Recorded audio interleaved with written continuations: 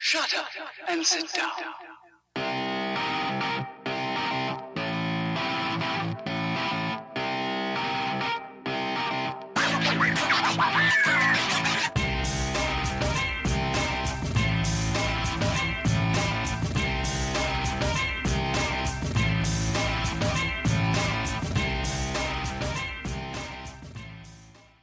I'm just going to get right into it. Sure thing.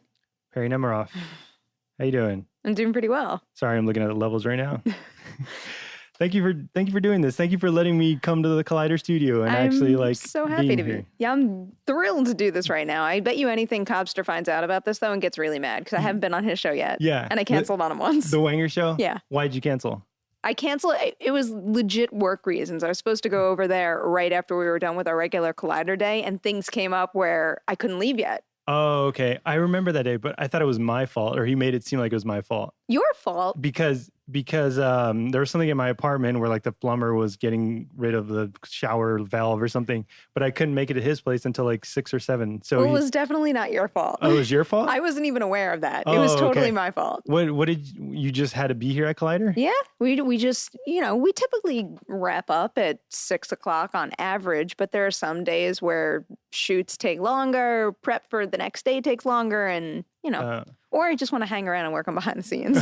The behind the scenes you do is fucking, sorry to cuss, but it's awesome. Oh, God, curse all you want. Behind the scenes is full of curses, and this whole office is full of that's what she said jokes, which I've finally trained my mind to react to. But behind the scenes is the best. That's hands down some of the most fun I've had here. It is. Like, you guys play beer pong. You guys do you make fun of Christian, which is the best impression I've ever seen of him. Oh, boy. It's normally Christian making fun of everybody else, so I'm always thrilled to get the upper hand on him. Yeah, that's awesome. When you make fun of his Schmodown, like how he's obsessed with Schmodown. It's true. It's true. It's true that he's like, hey, stop what you're doing. Oh, my God. I want to say 50% of the day that he's here, he's either watching Schmodown, looking at Schmodown comments in the Facebook group, planning for Friday, anything. Oh, okay. So what is your technical title here at Collider? That's a very good question.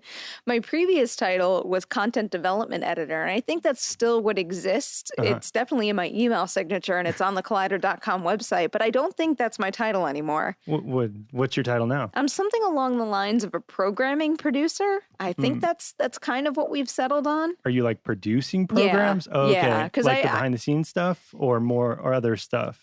Technically, I'm the showrunner of behind the scenes, but I am the producer of Awesome-tacular, which has been quite the undertaking. And I guess I kind of produce a lot of the other shows that go on. Like the TV talks and the movie talks? I help out a little bit with that. Like when we're planning for future stuff, like when we were planning for the week of live TV talk. Oh, okay, yeah. I'm in on those meetings as some sort of producing role. Well, what do you do in those meetings? Do you just do you bring up ideas to be on the show or to go on the show? A little bit. It was mostly for the week's worth of live TV talk episodes. It was mostly figuring out creative just in terms of the show rundown and how it would change from what you saw on TV talk prior. Okay, because it used to be once a week. Yeah. And not live. Not live. So now it's a completely different beast. And how do you approach that differently now? Yeah, it's... Like you have more time to settle on things and let things breathe as opposed to little. It's difficult because with the daily thing, there's so many moving pieces where it's one thing to have 4 panelists or 3 panelists and a host come in once a week at a set time. You're talking about 5 different shows where, D. Griff and Makuga are regular every day, and so is Sinead, but then you need the rotating host. You got to make sure that guys like Cody and Adam can come in at the crack of dawn, but then also make sure that they could leave early so that it doesn't affect anything else we have to shoot towards the end of the day. So it's like even though live TV talk started to happen at 8 a.m. every morning of the week, that didn't really change things for the rest of the day. It's like all of our other programming still existed except for that one shoot that we used to do of TV talk. Yeah, so you already had a busy schedule and now you're just throwing something else in there. For the most part. But so then you have TV talk at 8 and everything has to be wrapped instead of for movie talk at 10? TV talk goes live at 8. It's got to be wrapped at 8:45. We have our Collider leadership meeting at 9 a.m. 9:30 a.m. is pre-production for Movie Talk, and then Movie Talk is live at 10. What's a leadership meeting? It's a silly name that we've called it, but it's just, like me, John, Dennis, a bunch of other people just kind of sit in a circle and go over the day's schedule and anything pressing that needs to be addressed earlier on in the week. Oh, okay. So it's leadership makes it seem like a team building meeting or some like leadership sounds like a high school club or something. Like we're student council. No, I think it's just because we're responsible for X amount of things, and we kind of have people under us that we need to lead. So it just makes sense to kind of touch base at the beginning of the day. Are you in charge of like scheduling, like getting people in and out, the talent and all that? No, less me. That's primarily Wendy's job. Oh, okay. Wendy is queen of the calendar and making sure that everybody is scheduled out appropriately so they can be where they're needed. Where the talent is needed. Yeah. And also you appear on TV Talk. So how do you like produce it and then appear on it? The producing element of it only came into play with the live show. So the couple times I've been on before, it was not live and it was not daily. So for the most part, it's just kind of sitting and waiting until Makuga sends me the show notes. And then, like I do with every single show, I prep it to death and then I come on the show with my notes. Are you very type A? Oh my God. Yeah. Yeah, that's definitely one way to describe it. You like over prep everything? I over prep everything. I am insanely neat and organized. Yeah. I need everything in line and I need to know what's coming at me every day. You're very schedule oriented. Oh yeah. You said you get up at like 5 a.m. I get up, I want to say 5:30 very regularly because I go to the gym by 6:30. 5:30 to 6. And then what time do you get at Collider? Then I'm at Collider at 9. Oh, wow. So and then you leave Collider. You'll be here all day. Your day is what, like 12 hours minimum?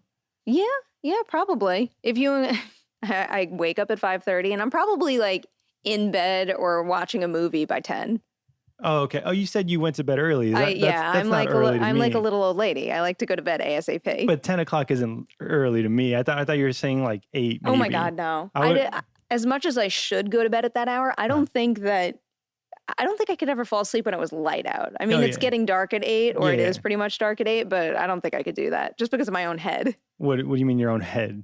Just knowing that it's only 8 o'clock and I'm trying to go to bed. But aren't there times where you're just like exhausted and like you just have to fall asleep? That typically happens after something like Star Wars Celebration. Oh, okay. Yeah. And it's like you come back and then the next day you're done and 5, 6 o'clock rolls around and you're ready to pass out. Yeah. And you're also in a different time zone. But you said you're still getting used to the West Coast time? You're from New York? I'm kind of on New York time. You still are, though? Yeah. After a year? Well, when you think about it, if I'm waking up at 5:30... That's 8 o'clock. It's 8:30 there. And then I go to bed, let's say 9, 10 o'clock. And it's... midnight. Yeah. It's pretty much just adjusting my schedule 3 hours. I was doing the same... Because when I was back in New York, I wasn't working in an office. So I never had to be in an office at 9 o'clock. So I would get up and I would just, go to the gym in my building. And then I would go back to my apartment and I would sit and write all day. Oh, you were just a freelance writer, or what did you do in New York? Not freelance. Well, I actually started freelance. So I was freelance writing for a ton of outlets that you probably know for 3-4 years. And then Steve at Collider.com hired me full time. So what I would do is an 8 to 9 hour shift and I would sit in my apartment all day. And my job typically was editing video because I was the only one there who really knew much about editing. So I would edit junket videos. I would go to screenings, stuff like that. You're able to work in your own apartment without being distracted by like what's around you or what else you could be doing? Type A. Yeah. I'm very neat and organized. Really, the only distraction I have in my own apartment is my cat Dewey. Because I look at that face and I just I have to like cuddle him and give him attention and give him everything he needs. But then like 10 minutes later, you're like, okay, it's back to work. Oh yeah. I get my stuff done. That's why I like to produce because I like to make, to-do lists and it gives me an insane thrill to check things off. Were you ever like taught that or did you just like... Oh, I've been like that my whole life. Really? Like as a child, right? Yeah. Like if you ask my parents, it's really funny because there's my sister as well. And we're so opposite where I like everything neat, organized, and perfect. And she's like, oh, whatever. She's like it'll just all go work with out. It. Yeah. I hate out. that. That bugs the hell out of me. It drives me insane. Yeah. Like my whole family likes to say this because it drives me nuts. Like, we'll just play it by ear.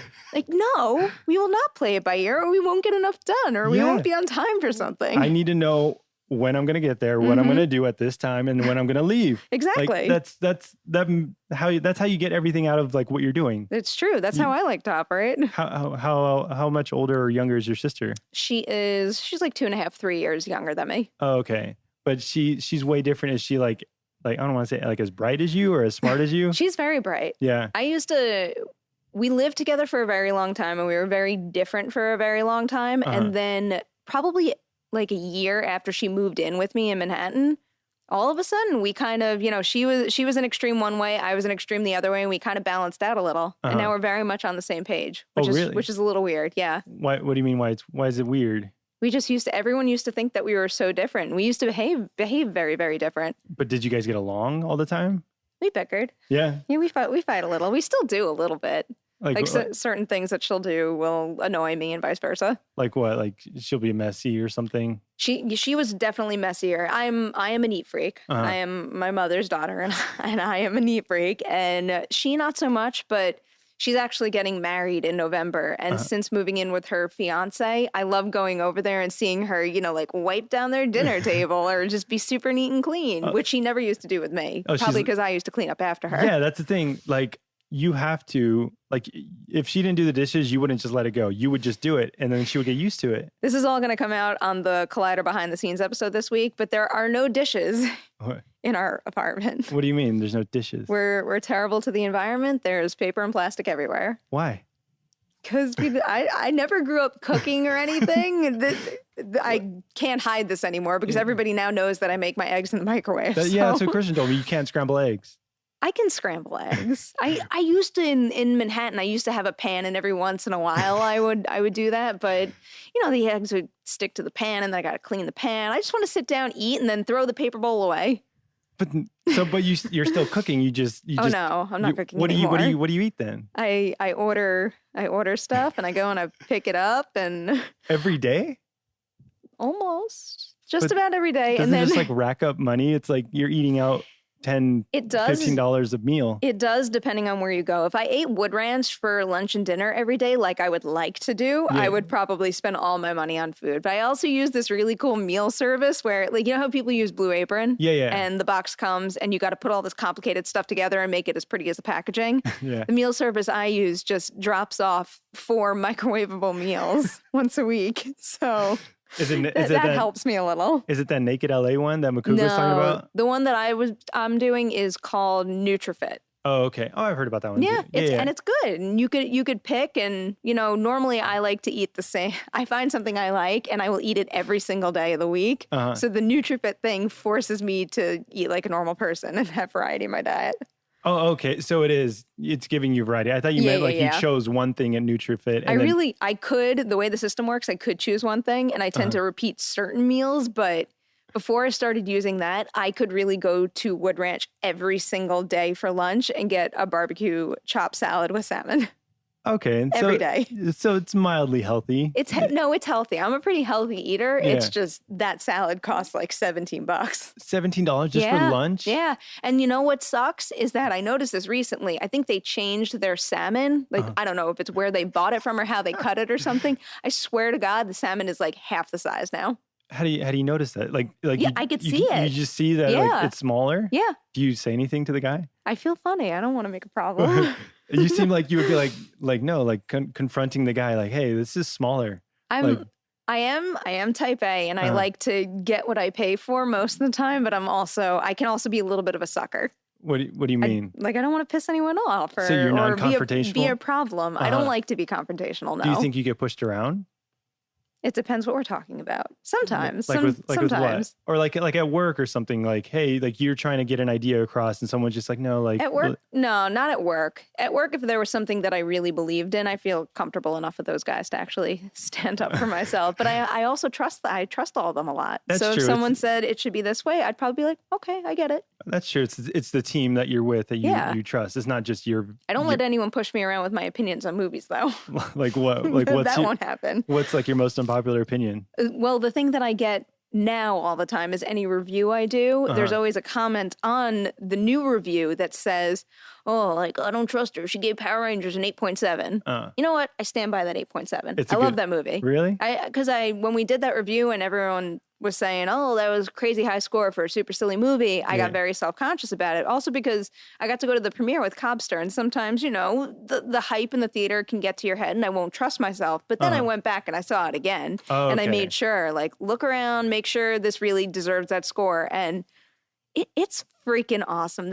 I think that really is the most fun I've had in the theater all year. Really? I love that movie. Over every other movie you've seen. Fun. It's the most fun I've had because a lot of the comments were also like, oh, well, like you gave Logan a 9 out of 10, but you gave this an 8.7. That can't be right. They're two completely different kinds of movies. And most of the time at the end of the year when I make my top 10, that top 10 does not reflect what I think is the most well-made of the year. It's what I have the most fun with. So will Power Rangers be... What did you... Christian! There's someone behind us right now? Will Power Rangers... He's always there. So there, I can't tell. There's like darkness in the studio. Will Power Rangers make your top 10? At the moment. Yeah. At the moment. I'd be very surprised. But do you think it's like nostalgia of... Is he still behind me? He's still there. He's always lurking. It's only a matter of time before you all hear a fart noise. But do you think it's just like your nostalgia playing into it? I heard that. Definitely. It's part of it. Everyone says like, oh, you got to separate yourself from the source material. Yeah. Like you grew up. You should do that, but you can't do that to like the fullest extent. There's no doubt that part of the reason I love that movie so much is because I was so attached to Power Rangers as a kid, and seeing it come back to life that way made a bit of a difference. But it's a lot different from the actual, like the first movie that came out. Like, have you not? Oh my God. I haven't seen it. Oh my God. You don't have to watch the movies. You just have to watch. This is what happens in the office all the time. I'm like hyper focused, and then I just like see and hear things from a certain someone. Power Rangers. Yeah. Look at that. Look at that. He's wearing a Jason mask. And a wig. Finstock wig. Yeah. Oh God. There you go. That's the fart noise. The quintessential Christian fart. Yeah. How's it like working with that guy? It is fun. Now we share an office too, so I get to hear that all day long. You have to deal with it for like 10 hours a day. You get to hear it, or you have to deal with it. I get it. I have to give him a little credit. I get a pretty big kick out of it. The fart noise? The fart noise, just like I can't believe he's just like an endless like stream of random things that he can say and do. Like what? Like all the ideas he has for like movie or movie talk or something? I can't even explain it. It's just like he'll speak gibberish out of nowhere. It's like it'll be dead silent. We'll all be working, and all of a sudden he'll say like, "Mama," I'm like, I don't know, like I. Like, is it literally gibberish, or is he? No, it's literally gibberish. Like he'll say just like a string of words or walk into a wall or something. Really? Like he won't sit still? No. Is he a child? He won't sit still unless he's QCing Schmodown. Oh yeah. Then he sits he's still. Like, oh, be quiet, guys. Schmodown talk. Yeah. It's very entertaining sharing an office with him and Ellis. It's just you three in that office? 3 of us, yeah. Is there something that like bothers you about them? I mean, if you look on their sides of the office, it's definitely a little messier than mine. Like today, I wouldn't touch it, but there was like a napkin with some like schmutz on it, and Grace. You had Grace on the show. Yeah. Grace's dog Rat came into the office, and I was working, and when I picked my head up, Rat had torn this tissue with like schmutz on it all over the office, and I took Rat out of the office and I shut the door, but I wouldn't pick the tissue up because like God knows what was on it. Like it was like just unknown, like unidentifiable. It looked like a used napkin. I wasn't picking that up. But even your type A, like you just let it sit there. It's far enough away from me. As long as my little square is super clean, it's okay. Just your little border. I don't have to live in that office. My apartment's immaculate. Really? Yeah. There's nothing like messy about you, because I noticed that I'm pretty clean, but like my car is just a mess.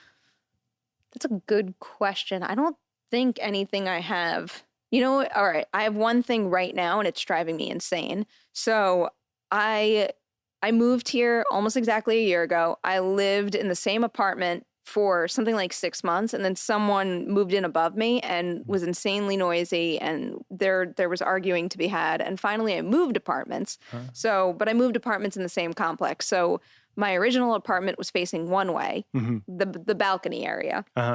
Now my balcony faces a different direction, and I'm convinced that, all the pollen and the like muck from outside, now the way the wind blows, it blows it right onto my balcony. It doesn't matter how many times I clean that damn balcony. There's always like like a layer of pollen. Oh, okay. But I mean, this is unavoidable. Wasn't that a really exciting story about the one messy thing in my life? Your life is just an excitement. And I love how whenever I talk about my cat, everyone's like, oh, there's probably cat hair and litter all over her apartment. No, there's not. Really? Dewey has a litter robot. He's got a little mat that he wipes his feet off on. What the fuck is a litter robot? Oh, my. What is that? For anyone that's listening, they need to Google litter robot. It is the greatest thing I've ever purchased. So, you know, like a regular litter pan and you got to scoop it all the time. Yeah. From the day that I've had Dewey, I had a litter robot for him. And it essentially is like a litter spaceship. It is a big globe that looks like a standard, you know, litter box to a point, except for it's completely circular. And that globe sits on like a drawer that you can pull in and out. And so you put a trash bag liner in that drawer, and then what happens is he'll step on the ledge on the drawer, and then it'll start a timer. So 10 minutes later, whatever is inside has hardened, so the litter robot will turn. And anything that's hard won't be, like, it'll sift through the clean litter and drop the bad stuff in the drawer. So it's like twice a week. I just pull the drawer out, I take the trash bag out, and then I put a fresh one in and I put it back. That's what you do? It's the greatest thing. So I don't scoop litter. Oh, okay. That makes sense. It's clean. Yeah. It doesn't smell, nothing. Do you freak out about like messes or anything? It depends where the mess is. Well, obviously you don't cook, so like you wouldn't have a mess. Part of the reason that I don't cook. If someone came over and made a mess in my apartment, I would probably not be thrilled with that. Do you make them take off their shoes? Yeah. Really? Yeah. When I grew up, that was a big thing with my mother in our house, is always take the shoes off before you go inside. So I've kind of just picked up some of her habits. Yeah. When you think about it, it's pretty gross. So like you're walking around everywhere, like those public bathrooms and everything. I have a good story. So I had a cleaning service come recently when I moved from one apartment to the next. And, you know, those cleaning services are expensive. So there was like the owner, and then she had 2 team members with her. And the first thing that happened when they walked into the apartment was they walked in and they didn't take their shoes off. And they were just, you know, doing a lap around the apartment just to see and plan it out. One of them walked in with a freaking shoe full of dog shit and tracked it. I'm not just talking about a little smudge on the white carpet. I'm talking about gigantic dog shit footprints. She didn't notice that she was like leaving? They gave me like a 20% discount, and they added a whole bunch of time, and they had to shampoo the carpet and everything. I've never seen anything like it, and I was so proud of myself for not having a meltdown. But that's just absurd. Why? Isn't it absurd? Yeah. Like I thought it was ridiculous. She's cleaning your apartment, but leaving shit around it. I think she was new and they were training her on the job, which is why there were so many of them. But that's just like common human decency of just like, hey, there's shit on my shoe. You would think. Yeah. That is just, I still can't believe that happened. You're just like, oh, fuck. If only somebody had a camera on my face when I first noticed that happening, and just looking at the floor, I'm like, oh, I think that's dog crap.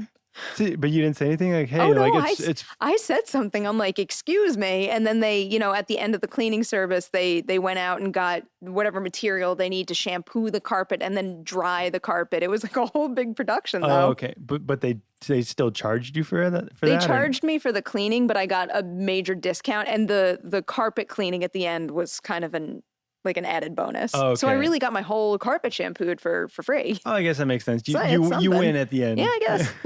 Kind of, and I don't see the footprints, so. Your stories are just so weird. Really exciting. They're stories so weird. About your life cleanliness. is just like so strange to me, but it's so funny. It's exciting that way. Yeah. Well, I want to go back to the beginning of Perri. Oh boy. Are you born and raised in New York? Yes. Yeah. I grew up on Long Island. What is Long Island? Like Long Island's the best. Is it? Not many people would say that. Long Island is basically just a suburb with a whole bunch of strip malls. Yeah. Yeah. But how far is it from like the main New York City that people know? It depends where you live on Long Island, because Long Island is, you know, there's Nassau County, which is much closer to Manhattan, and then there's Suffolk County, which could be as far as, you know, like a 3-hour drive. I happen to have lived, you know, 45 minutes to an hour. Oh, okay. But we never really went. You didn't go to the city? A little bit. It's funny because when I was a kid, it was a big deal to go to the city. Yeah. It was a whole big production that would require, you know, a day of planning or something. And then eventually when I went to college, it was to NYU. And then all of a sudden the city was was just next door. It was no big deal at all. Aren't you like in the Lower East Side or something? Or not that far down. The main campus is Washington Square, so it's the Village. But for 2 years of my time at NYU, I lived in a dorm called Lafayette, which is in Chinatown. That was an experience. Oh. Yeah. Is there anything like weird, or do you have there's a lot of weird things there. When you walk through China, I used to walk all the time because I like my exercise. So I would walk from Chinatown to campus in Washington Square Park. And on the way, every single morning and every single night, the same people would be outside offering me like handbags and watches and DVDs, like bootleg stuff. The same guys, though? Pretty much, yeah. But the same ones you would notice or recognize? Like every morning, yeah. The same people every morning. Did you ever buy one of those DVDs? Not there. When I was much younger, here's a weird story. No, not really a story, but it's weird. So the hair salon that my whole family goes to, there used to be just some random person that would come in and sell bootleg DVDs. And you bought them there? I didn't buy them. My mom would buy them. Oh, okay. Put the blame on her. Not anymore. I'm scared. I don't like that. I'm scared and it bothers me. What? You're scared of what? That it'll track you or something? I'm scared of going, on like torrent sites and stuff. Because one, I don't want to be tracked. And two, I don't want to ruin my laptop, which is like my precious baby. And I don't, it's wrong. After you make a movie and you spend all that money and then you try to sell it, it feels really wrong. It is. Especially like you're working in the business. So you're stealing from other people. And there's so many people that say, oh, the big studios, they have all the money anyway. But there are so many, people who didn't make all that much money who worked on that too. But they still get paid though. They do. But again, I'm just a big sucker and I have, Jewish guilt. So I feel guilty about everything I do. Oh, sorry. Here's my $10 for the movie. A little bit. Yeah.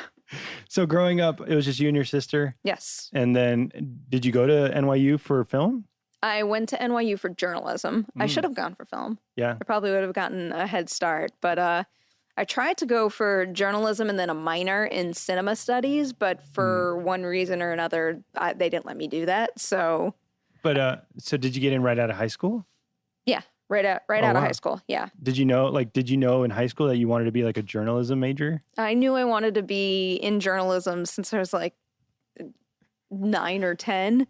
I remember in 4th grade, there was an art project where we were supposed to make paper mache versions of ourselves where we wanted to be in the future, like what job we wanted to have. And our local news station on Long Island was called News Channel 12 Long Island. And my parents still have this paper mache me sitting in like a suit, like a pantsuit kind of thing at a desk with a little piece of paper and a pencil. That was my paper mache. That was your 9-year-old dream. That was. Everyone else is like wants to be a teacher, an astronaut, something. Yeah, you're like, I want to be a news lady. I went through a phase where I wanted to be a vet too, but then I got really sensitive to bad things happening to animals, so that went out the window. Oh yeah, that's just awful. Like seeing so much bad happen to animals. That never would have worked out. Yeah. So then, at 9 years old, you want to be a news lady. In high school, are you in like part of like the club or something? No, I went to a really, really small high school. So all those traditional clubs that most high schools have, we didn't. Like we didn't have a football team. Was it a private school? No, people think it's a private school because of the name. It was called the Wheatley School. So people think it was private. That sounds like official. The only reason I think that it was called that is because I don't think it was allowed to be called a high school because that school was, instead of 9th through 12th grade, we had 8th graders in the school. So I think that's why it had that name. But I loved it there. It was nice. It was small. I graduated with a class of 150. I knew every single person in my class. It was kind of unique. Okay, so you don't have to worry about like being popular or being known or anything because like everyone knows everybody. Yeah. It's kind of like a small community.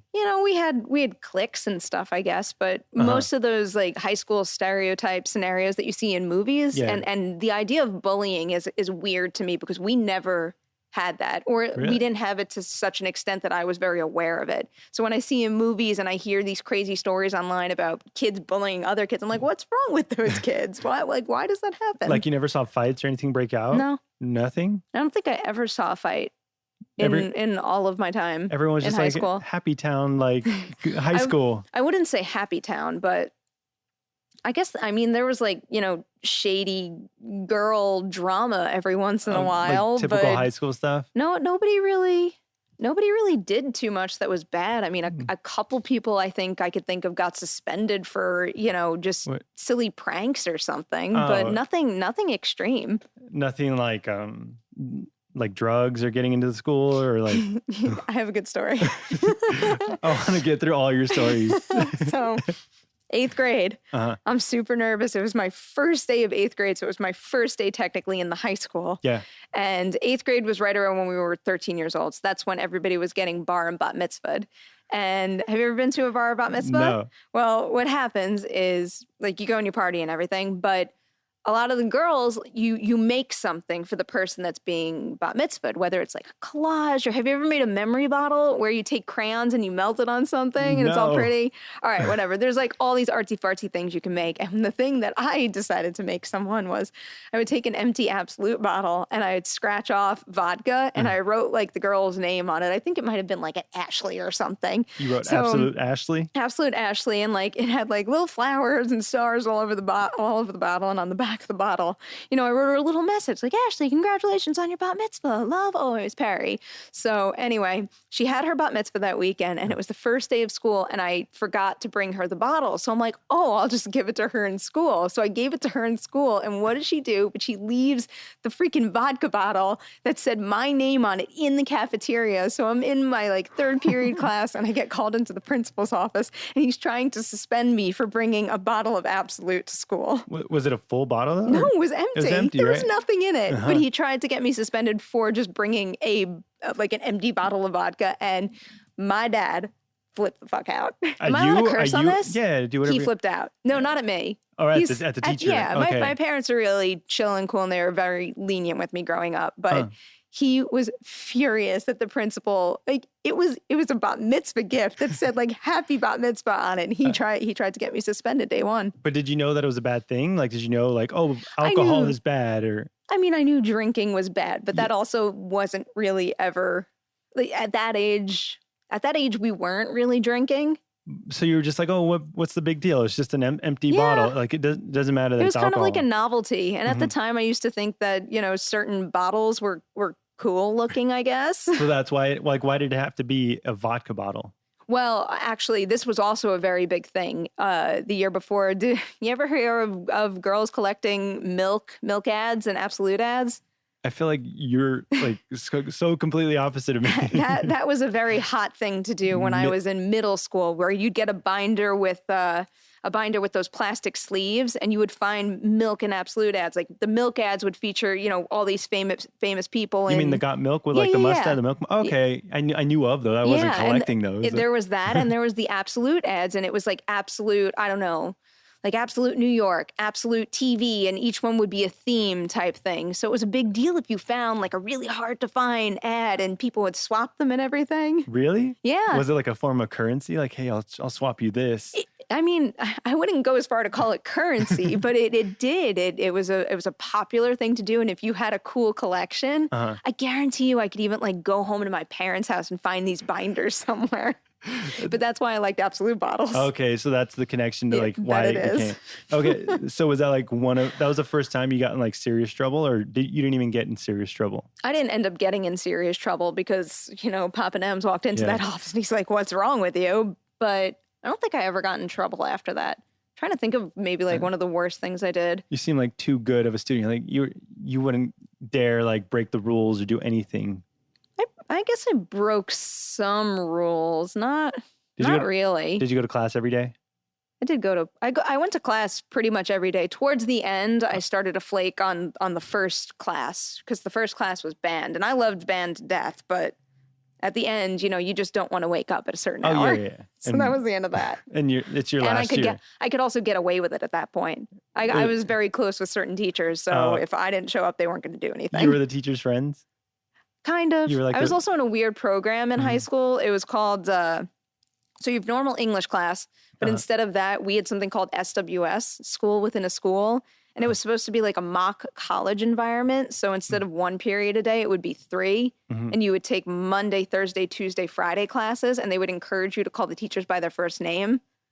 So we did that. I didn't call my teachers the first name in high school. In college, but It was a very like laid back, cool. It was a lot of work because you would take 6 classes versus 1 and you would write a lot. But it was kind of the greatest thing I've ever done. Why? Because it prepared you for college? Kind of, yeah. It prepared me for college. And it's also a big reason why I think I was a good freelance writer and I could write an insane amount of content because I was already trained to do an abnormally large amount of work. So you were always a good writer, like English? Yeah. Nothing math, science? I was fine. Fine. And I always had I was always like a little bit of a nerd with the GPAs. But even in college, I got very obsessed with graduating with honors. And then finally I did graduate with honors and I get my diploma and it's like, this gigantic diploma with like the ittiest bittiest little text that said what honors I graduated with. So was it like magna cum laude or summa cum laude? What are the ranks? See, I can't even remember the ranks. It's summa's the top,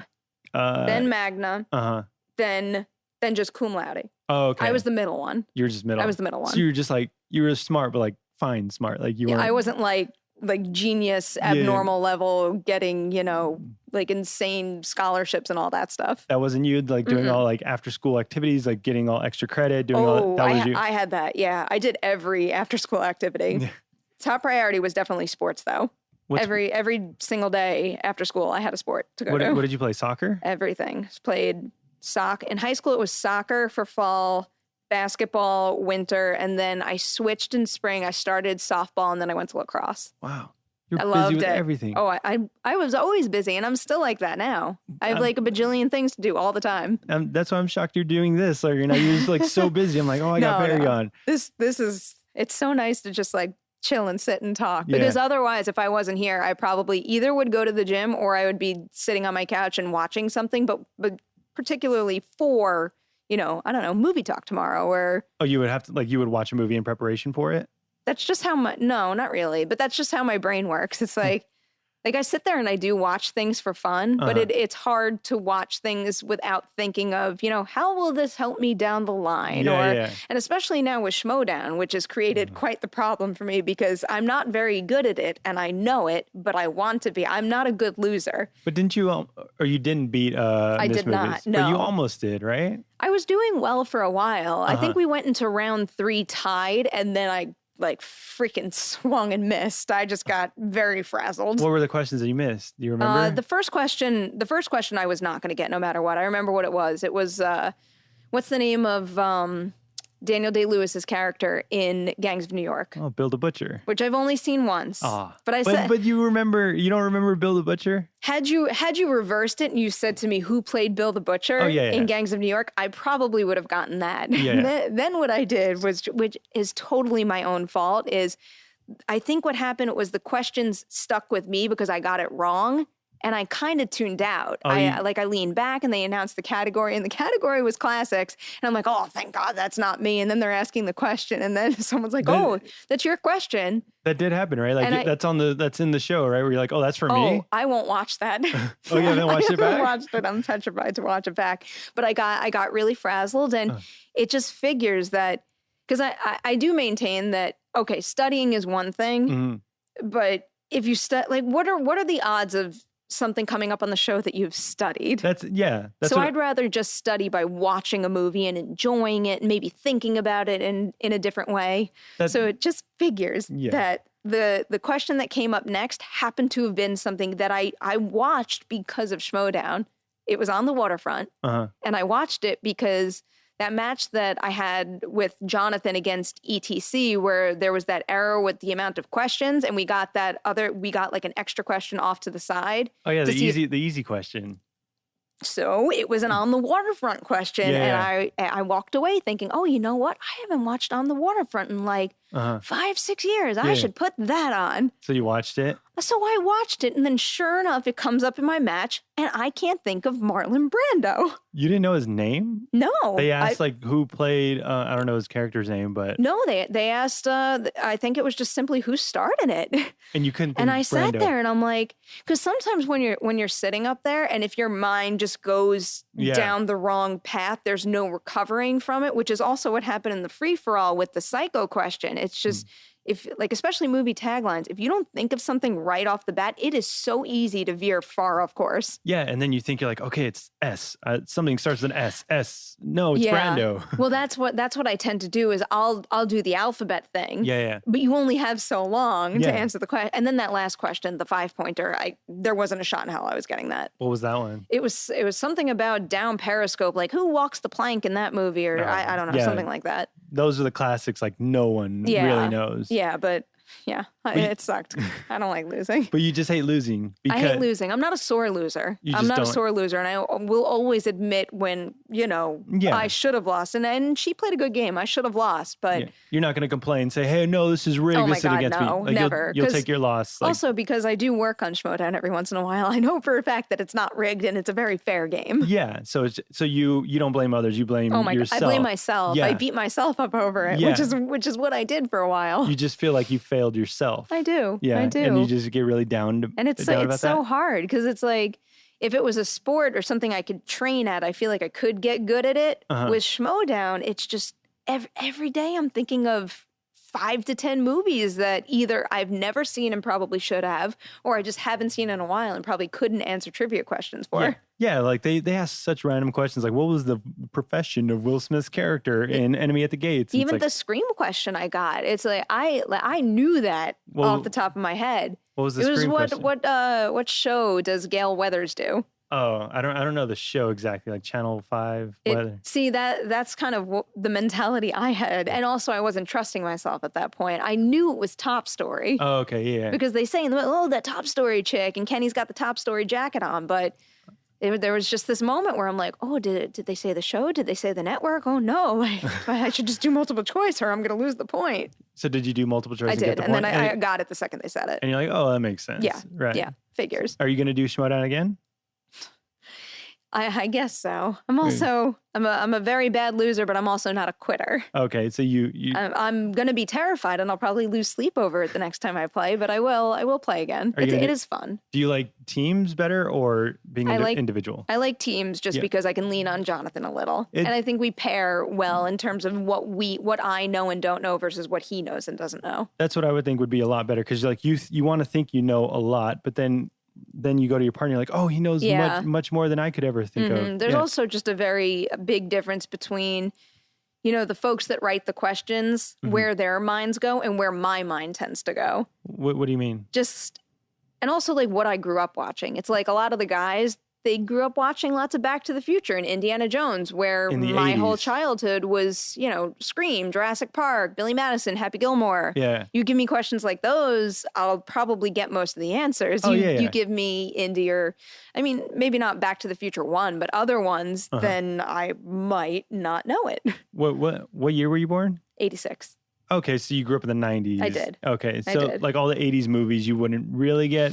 I would definitely have a hard time with 80s. Yeah, but all these guys, like they grew up in the 80s. Exactly. So like they know everything about like, I don't know, like I don't even know Steven Seagal movies in the 80s. Yeah, I'd probably be bad with the Arnie and Sly category. Really? Yeah. What movies are your favorite? Oh, I know. Oh my God, my favorite's Jurassic Park. Your favorite movie? That's my favorite movie of all time. Do you think it's the best movie of all time or it's just your favorite? It's the best movie of all time, in my opinion. I don't know. It's hard to say what actually is the best. Yeah. Because it's not hard. One Flew Over the Cuckoo's Nest is the best movie of all time.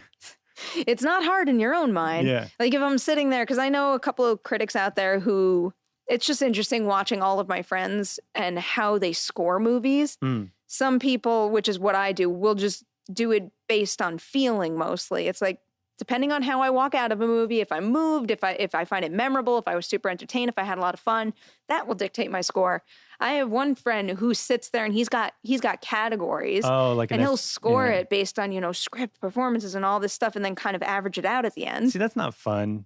I don't find that fun. I also don't find that very natural, but it's what works for him. It's his style. Because also like you're going into the movie like already deconstructing it and breaking it down, so it's already losing. Exactly. So it's like, okay, the script 3 out of 5 because I could never do it that way. So then you just go based on how much you enjoyed it. Yeah. So that's how you rate Jurassic Park the best movie ever. It's probably the movie that I would, if I had to pick a movie to watch on loop the rest of my life, it would probably be that one. Why? Because you grew up with it, or you just like... I grew up with it, and it's still, to this day, so many things about it fascinates me. You just don't get practical effects like that anymore. It's really, it is incredible how good that movie still looks. Don't you think like how come Jurassic World couldn't have practical effects like that? I did think about that quite a bit, and I know they had some practical effects, and that's where I think the dinos look the best. It's just... that's one movie where I think I gave Jurassic World a little leeway because of nostalgia. I mean, there was something about seeing John Hammond's dream come to life in Jurassic World that was going to excite me no matter how good or bad the movie was. Yeah. And I don't want to say it's a bad movie. It's not at all. It's just, if I'm comparing it to Jurassic Park, it is not the same quality. No, by far. Yeah. So you can take a step back and look at it objectively and say, hey, this movie isn't that great. Like, I love the park. No, I can. You can. I can recognize the fact that it's not that great. Yeah. I mean, it kind of goes back to the Power Rangers thing. You can say to yourself, I'm going to step away and just assess this as its own thing. But we're human beings, and there's parts of it that you're always going to defend or hang on to just because of a previous relationship you've had with the first movie or a series or whatever it was adapted from. That makes sense. Are you able to like be honest about your reviews, or is there like a conflict and like, hey, I won't be able to go to the Power Rangers opening if I give it a negative review? It's kind of the other way around. I think the only times that I've ever backed out of writing a review is, and not really backed out, there's certain set visits that I've been on where when I see the movie, I know that how it was on set has drastically affected my opinion. It's hard not to either be on set or even, we live online covering these stories all the time. And those stories and those rumors set certain expectations, and you can't help but for those expectations, to come into play when you're actually reviewing it. So a good example is probably the Crimson Peak set visit. You were on the set I was on that set visit. Uh-huh. I loved that set visit. That is hands down to this day one of the best set visits I've ever been on. Did you get to meet Guillermo del Toro? Oh, yeah. And Guillermo came in here. I saw that, He came in here, and it made me so freaking happy. He is a delightful, delightful person. I really can't say enough good things about that man. This world needs more filmmakers as kind as him, as passionate, and just as supportive as he is. Mm-hmm. But that Crimson Peak set visit freaking blew my mind. It was one of the greatest things I've ever seen. And then the movie that I got is not the movie that I expected after that set visit, where most of the things I saw there that I got so excited about, I don't think were on screen enough. So do you think it was like a studio thing, or you have no idea of what? I have no clue what actually happened, if anything changed or not. And it's also a thing about set visits is when you go on a set visit, you don't see the whole movie. You see whatever they're working on that day. So it's just that I happen to have been there on a day when they spent the whole entire day shooting in the house. Oh, okay. And that house the whole house was physically there on a soundstage. It was the most amazing thing I've ever seen. There were so many little details that you don't see in the movie. Just the way that they explain how the walls bled. And you see that a little in the final feature, but it just doesn't have the same effect as when they described it. And then there's also a lot more to it beyond the fact that it is just a creepy house. I wasn't really feeling all that. Oh, in the movie, you didn't feel that it was creepy? How? The house was creepy. I mean, the romance stuff, that storyline didn't quite work for me. So you can say, hey, I didn't enjoy this movie, and they won't say hey, we invited you on our set. Oh, no. I've never been in a situation where someone has said, oh, we're never going to invite you back because you have an opinion and it is not in our favor. I've never been in that situation. Thankfully, and nor should we. I mean, that'd be could you imagine how bad that would be for our industry if all of a sudden people were just blacklisted because they didn't like a certain studio's movie? Isn't that what people think on the internet though? Well, what? That is a running joke where everyone says if you like, they're paid off by Marvel. Exactly. That's where I was going. I mean, I just happen to have had more fun with Marvel movies recently than the DC movies. It doesn't mean I'm paid by Marvel, because I'm most certainly not paid by Marvel. And it doesn't mean that I hate DC. It's just, one has given me movies that are more in tune with the stuff I like right now. That are better movies. Well, that too. But then people say, oh, you're paid, you're a DC hater. It's one side definitely or the other. Definitely not a DC hater. They have so much good stuff out there. It's just they're not executing it the best ways. So you're not enjoying the DC movies? No, that's actually no. That's kind of a thing where, how when you watch and rewatch a movie, you start to see it a different way. So like BVS, when I first watched it, I didn't hate it by any means, and I didn't think it was a god-awful movie, but I didn't really like it, and I was disappointed. Ever since it started to appear on the premium movie channels. It's on like HBO now. It is on all the time, Mm-hmm. and you know what? Every single time it's on, I leave it on, and I have to sit on my couch and watch the whole damn thing. There's parts of it that make me cringe, but... There's good parts. I actually have been having quite a bit of fun with it. Really? Yeah. But it's so slow and it drags on and it's not well. It becomes less, the pacing becomes less of an issue the more you watch it. Really? Because I know it so well now that I know what I'm looking forward to. And it feels like the pressure is also off. I mean, it's the same thing with Suicide Squad. The third and fourth time I had seen it, I just sat there and I looked forward to the parts that I liked. And I, didn't think too much about the other parts. I'm not saying that's an excuse for the movies and I should have rated them higher to begin with, because that's most certainly not the case. It's just, when the pressure is off and you're sitting at home and you can just like what you like and not have to worry about the rest of it, that changes everything. That does make sense, because like you're going into the theater with all these expectations. Yeah. Like, what am I going to say about this movie? Am I going to love it or am I going to hate it? There's no middle ground. I want to love everything badly. Well, you want everything to be good, but like at the end, you're like, Suicide Squad wasn't that great. No. And even though I enjoy parts of it, it was not that great. But have you heard anything about Wonder Woman? I haven't heard anything about Wonder Or Woman. anyone that's seen it or nothing? No, I haven't heard anyone going to a screening, but oh God, I want that movie to be so good. You want it to be good, right? I want it to be good so badly. But here's the thing, Gal Gadot, or however you say it, she's not the strongest actress. Yeah, you might be right.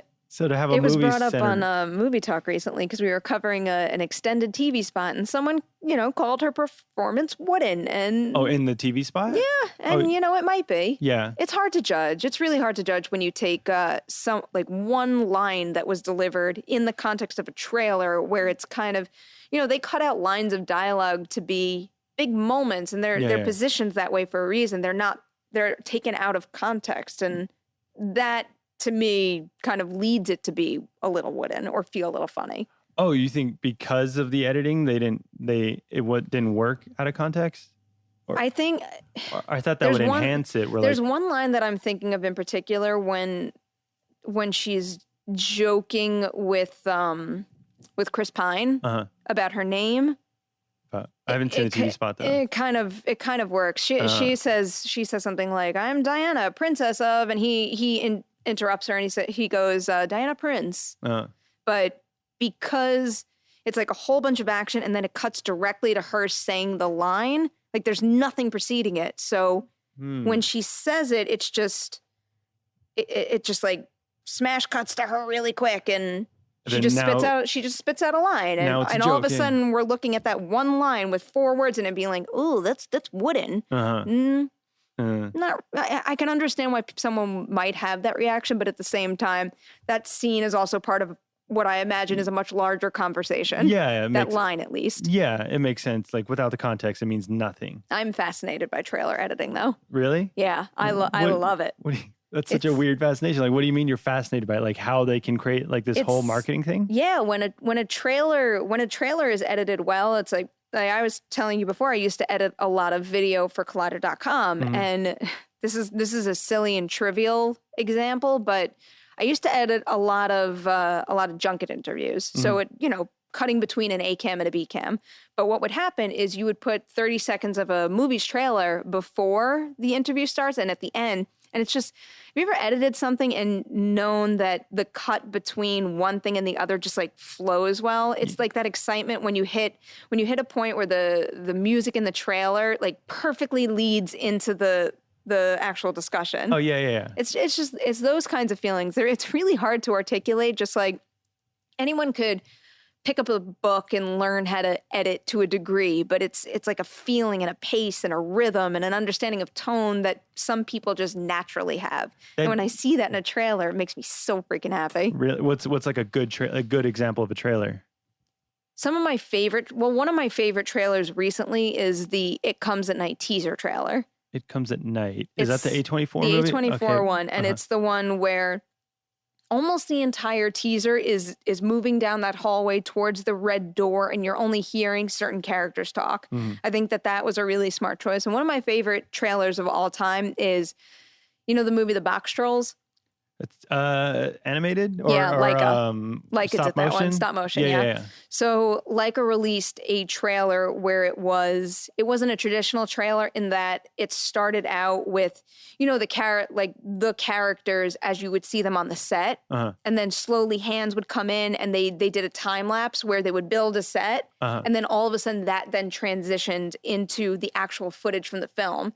So it's like it managed to highlight what The Box Trolls was in terms of the final feature you were going to see, while also saying like, holy shit, look at all the time, energy, and little pieces it takes to make something like that happen. That's pretty cool. That makes sense. That's awesome. That just shows like all the work and like also creating the story and telling you what's going to happen. Yeah. And also when you have like rock music at the end of a trailer and it's just like the action is cut so well to the beat of the music. Do you like that though? I'm not a fan of it. It depends how it's used. One of my favorite music, two of my favorite music trailer pairings are, do you remember the trailer for Battle LA? I'm terrible with song names, so I'm not going to be able to tell you what the song names are. But if you look up the trailer for Battle LA. The rock movie? Or no? No. Isn't The Rock in like some... no, I'm thinking of San Andreas. Sorry. No, Battle LA I'm talking about like, like rock music. No, like But I meant Dwayne Johnson. No. Oh, okay. Different kind of rock. Yeah. No, that had Aaron Eckhart in it. He's one of the worst... inspirational speeches in that movie I've ever seen in my entire life. But the trailer for Battle LA was really good. And so was the trailer for the remake of The Crazies. Oh, that was another example of a really good song. Timmy Oliphant. Yeah. And Breck Eisner directed that. I loved that movie to death. Really? Yeah. It was a really good remake. You're into horror movies, right? Just a little bit.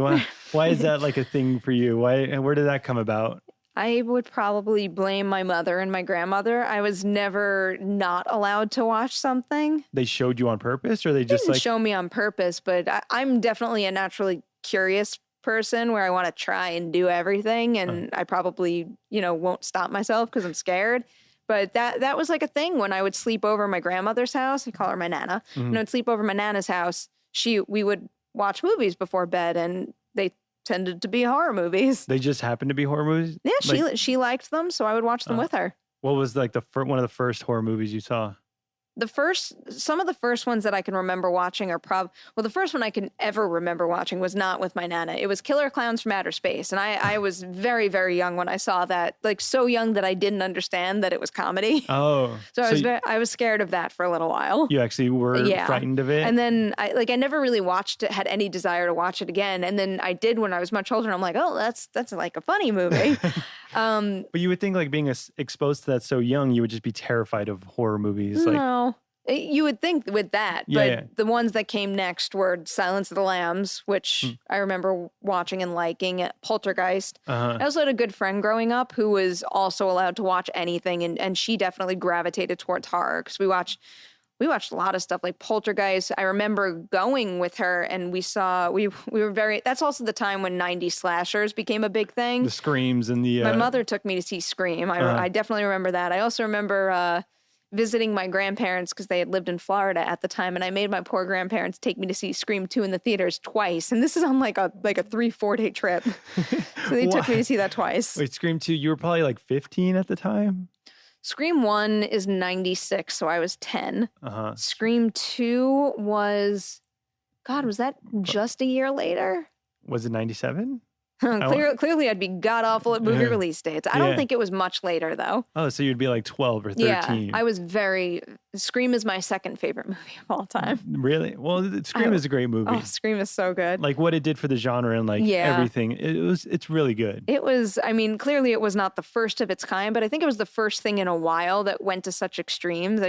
My mom still even tells me now to this day, when she took me to see it in theaters, nobody expected to see, Drew Barrymore hanging from a tree within 10 minutes with her insides on the outside. Yeah, because you think she's a star of the movie. Yeah. She's going to be there till the end. She's a big name. I was sure that was going to be the case. And then it turned out to be one of the greatest opening sequences of all time. But you weren't terrified as like a 10-year-old? I don't remember being terrified. I was so scared of the ghost face mask. Like we had that for Halloween and we would just scare each other with it. I was more terrified of real things. Like what? Like ghosts? Not like ghosts, like something happening to my loved ones, like fires. I don't know, just like fire. Like your house burning down or something. Yeah. But are you like literally terrified of that happening? No. The only thing I was ever literally terrified of, and I'm still terrified of to this day, is a dentist. Why? I hate the dentist with a burning passion. You don't go? No, I go. It's funny. It's the opposite. I'm so scared of the dentist and so scared of having a cavity that not only will I not miss my, 6-month appointment, but sometimes I'll go even sooner if I'm that nervous. Just to make sure like they don't find anything like, oh, we have to go in deeper. I brush my teeth for like 10 minutes every morning and every night. Every day? Yeah. Isn't 10 minutes too much? It's probably too much. Maybe not a full 10 minutes. And I don't brush so much that I'll like brush my enamel away, but I'm very careful with tooth care because I'm scared. Don't they tell you like, hey, you're overbrushing, like you're brushing your gums away? No. They don't say anything? No, like the last times I've been to the dentist, I have very healthy teeth and gums. They're like, you're perfect. Like, yeah, kind of. Yeah. I'm an easy patient in that respect. I'm not in that, like I dig my nails into the armrests and I'm there practically shaking the entire time. You do that in the armrest? Yeah, kind of. What? I hate it.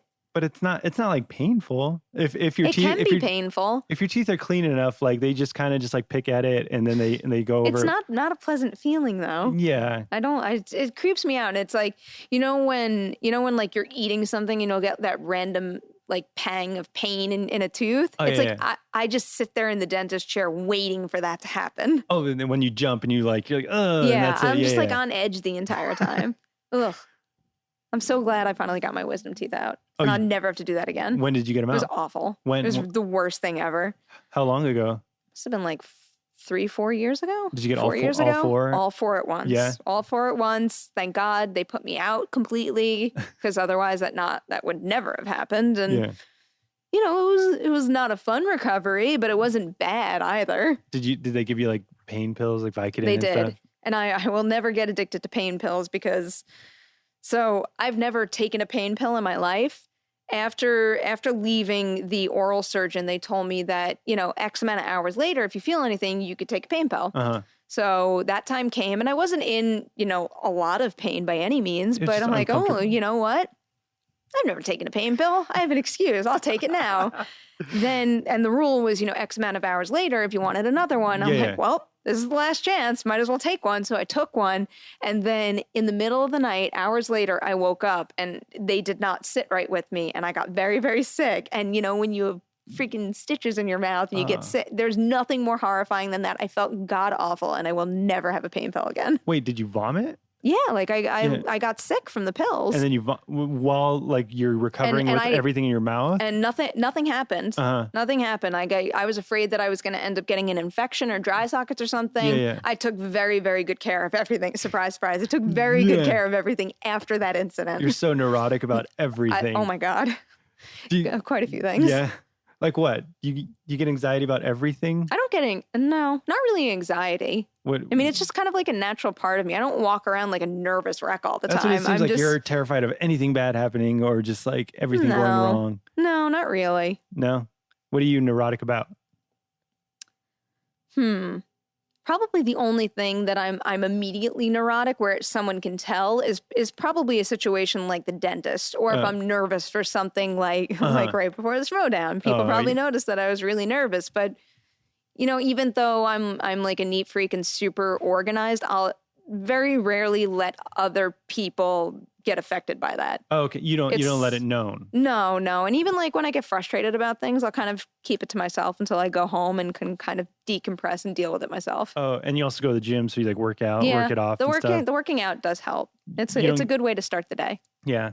Why do you like doing it in the beginning of the day? Because Because then I feel like I'm going to dread it at the end of the day. Oh, yeah. Because at the end of the day, all I want to do is like go home, eat dinner, and, sit on the couch. Go home, microwave a dinner, throw the plate away. Exactly. And then just do it again the next day. Yeah, pretty much. That is exactly what I do, actually. Or order in Wood Ranch. Yeah.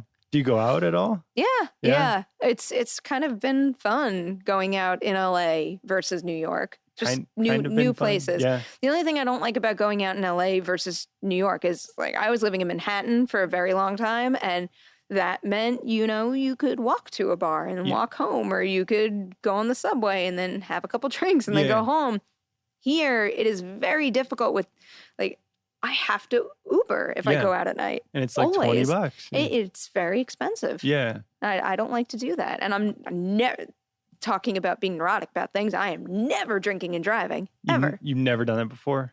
I think maybe I've had, one beer and driven home. Uh-huh. And even if I do that, it's a very short distance. Yeah. So you never have you been drunk? I feel like you're so like scared of just like losing control. Go ahead and ask some other people here that question. Why? No, I'm not like a belligerent, crazy person drunk. Like when I get drunk, I'm pretty in control. Like I don't get like blackout drunk or anything like that, but I can drink. Yeah. I like to drink. What do you mean you can down a beer, or like you can have several beers? I can drink quite a bit for someone my size. I like to play drinking games. I like to go out and have fun. Oh, okay. So yeah. I can drink quite a bit. I want to see drunk Perri. Are you like the happy drunk? Or yeah. Okay. Yeah. I mean, like I know what it feels like to drink and have it go the other way, where all of a sudden like you get quiet and in the mood or something. Yeah, but for the most part, depending on what I drink, also I know my body at this point, and I have like my go-to drinks. Yeah. So I know what to drink to get to where I want to like be happy. What do you go to? Like a mixed drink or no mixed drinks. No mixed drinks because I don't want to wake up with a hangover. So anything with any type of sugar in it, I cut it out. My favorite, actually, I live out, I'm like, any type of sugar, I'm going to cut it out. My favorite drink ever is Prosecco, which is freaking loaded with sugar. I do love Prosecco, though. What is that? It's basically like a cheaper version of champagne that's not from the Champagne region of France. But it's very sweet. It's bubbly. So it's good. You can order that like at a bar or something? Sometimes. Prosecco's hit or miss. So when they don't have Prosecco, my backup is beer. And I like beer. What kind of beer? My go-to is Blue Moon. Blue Moon and UFO I like quite a bit. So clearly I like things with an orange flavor to it. UFO? They don't have UFO very many places. Is that like an East Coast thing? Yeah, I had a small handful of bars that I knew about in Manhattan that would have it on tap, but I haven't really seen it in a while. So what do you do around here in LA? Like, do you go to bars? You go to Barney's Beanery? Yeah. No, I guess I go to Barney's only with you guys after the show. Yeah. A lot of times I'll go to Wood Ranch. They have a bar. Everyone talks about Wood Ranch. I've never been there. What? I don't know where it is. Oh my God. Wait, you've never been to the bar at Wood Ranch? Or you just never went to Wood Ranch? I've never been to Wood Ranch. Holy shit. I don't know. Holy shit. We have to fix that. Why? It is very close to this office. I'll tell you that. It's by the Black Angus or something? It's right here. Oh, okay. And it's also just the greatest place ever. You can go to the bar and you can just hang out, and the food is so freaking good. But you're saying $17 for a salad. Well, you can't go there every day. You can't go there every day, but it's like $17 well spent. For a salad? For a salad. Okay. It's a hearty salad. I don't eat like little like girly bitchy salads. When I eat a salad, it's a meal. Okay. I don't like those other kinds of salads. What? Just otherwise I get pissed. Like a crouton or something? Yeah, like a crouton or like some really weird like leafy shit. Like no, I need, a full hearty chopped salad with some serious protein in it. Okay. So are you vegan or not vegan? No. Okay. I actually do like a lot of vegan food only because I like how it tastes, but I'm not vegan or gluten-free or anything like that. So you can be the person to be like, to go to a barbecue, have a burger, then have a beer. Yeah. Yeah? That's you? I pretty much will. Yeah. The only thing I actually don't eat much of is just bread. Okay. That was one thing. Like I was seeing a trainer in New York for a little while, and he says to me, because like obviously I want to be, fit and healthy. He goes, day one, he goes, I'll let you cut out just one of, I think he actually said two at the time, but so I'm going to name three things. You got to cut something out. He said, I think it was salt, sugar, or I think it was carbs. or it was just bread or something. I think it was carbs actually. And I'm like, I'll compromise, which wasn't compromising. It was me bitching out and not wanting to do any of that. And I said, I won't eat bread. But I'm not talking about, all forms of bread. I'm talking about like shitty processed white bread. Okay. Like I typically won't eat that kind of stuff. But if I go to a nice place and they have, like bread made with real food, then I will eat it. Okay. But why did you go to a trainer? Were you like just wanted to get healthy? Yeah. Changing things up. I don't know. I never used to go to the gym ever because I played so much team sports in high school. And then you go to college and you don't have team sports anymore. Oh, so you didn't play sports in college? I wanted to so bad. Oh, I was afraid. NYU doesn't have sports. They do. They do? Yeah. I was very, very close to going out for the basketball team there, and I watched them play, and I would have been like stepped on or squished or broken. Yeah, you're like what, 5'1"? I'm 5'4". 5'4". Give me a little credit here, but it's not so much the height because they had other girls on the team that were 5'4". It's just not only am I 5'4", but I'm a little lean and frail, so someone could run into me and I'd probably snap in two. But you didn't even think to try out or bother? I thought about it, and I almost signed up and actually went, and then I'm like, you know what? There's other things, and I wound up joining a sorority instead. Really? Yeah. You don't seem like the sorority type. I guess. Or if you were the sorority, you would be the person in charge. Like, hey, we got to do philanthropy on Saturday. I was in charge of quite a bit. Philanthropy was not one of them, though. No. I was. What were my leadership positions? I was chair of recruitment, so I ran Rush Week one year, and then I was also pledge mom, which was a lot of fun. What does that mean? You're just like the head of the class of pledges. So typically that is where you haze them. But, we didn't have hazing or anything like that. Wasn't it like outlawed or something? Or is it? Well, yeah. Hazing in certain schools is actually like an absolutely terrible thing where they go above and beyond in the worst possible ways. And our version of hazing was like, oh, like for the next hour, you got to sit and make a scrapbook. You got to come out and party with us. It was nothing like that at all. It was a lot of fun. I think the worst thing I ever did to my pledges was on the very last night before they were initiated into the sorority, the tradition was you would do a sleepover somewhere, and everybody would, I don't know, like one year they all came out to my parents' house on Long Island and we all slept there, and we took them out into the woods one night. And I was walking around the entire night with a bag of goldfish, like, those little plastic bags of goldfish. Wait, like real goldfish? Real goldfish. And like when you went at the carnival, like those goldfish? Kind of like those. Yeah, and we never explained it to them. They had no clue why I was carrying the bag of goldfish. Yeah. Later in the night, they were blindfolded, and one by one, they would have to come up to me, and I would put something in their hand. And what I would put in their hand is a piece of pear that was like soaked in water. Oh, so it was all slimy and gross. And so I would put the pear in their hand. I'm like, you have to eat it.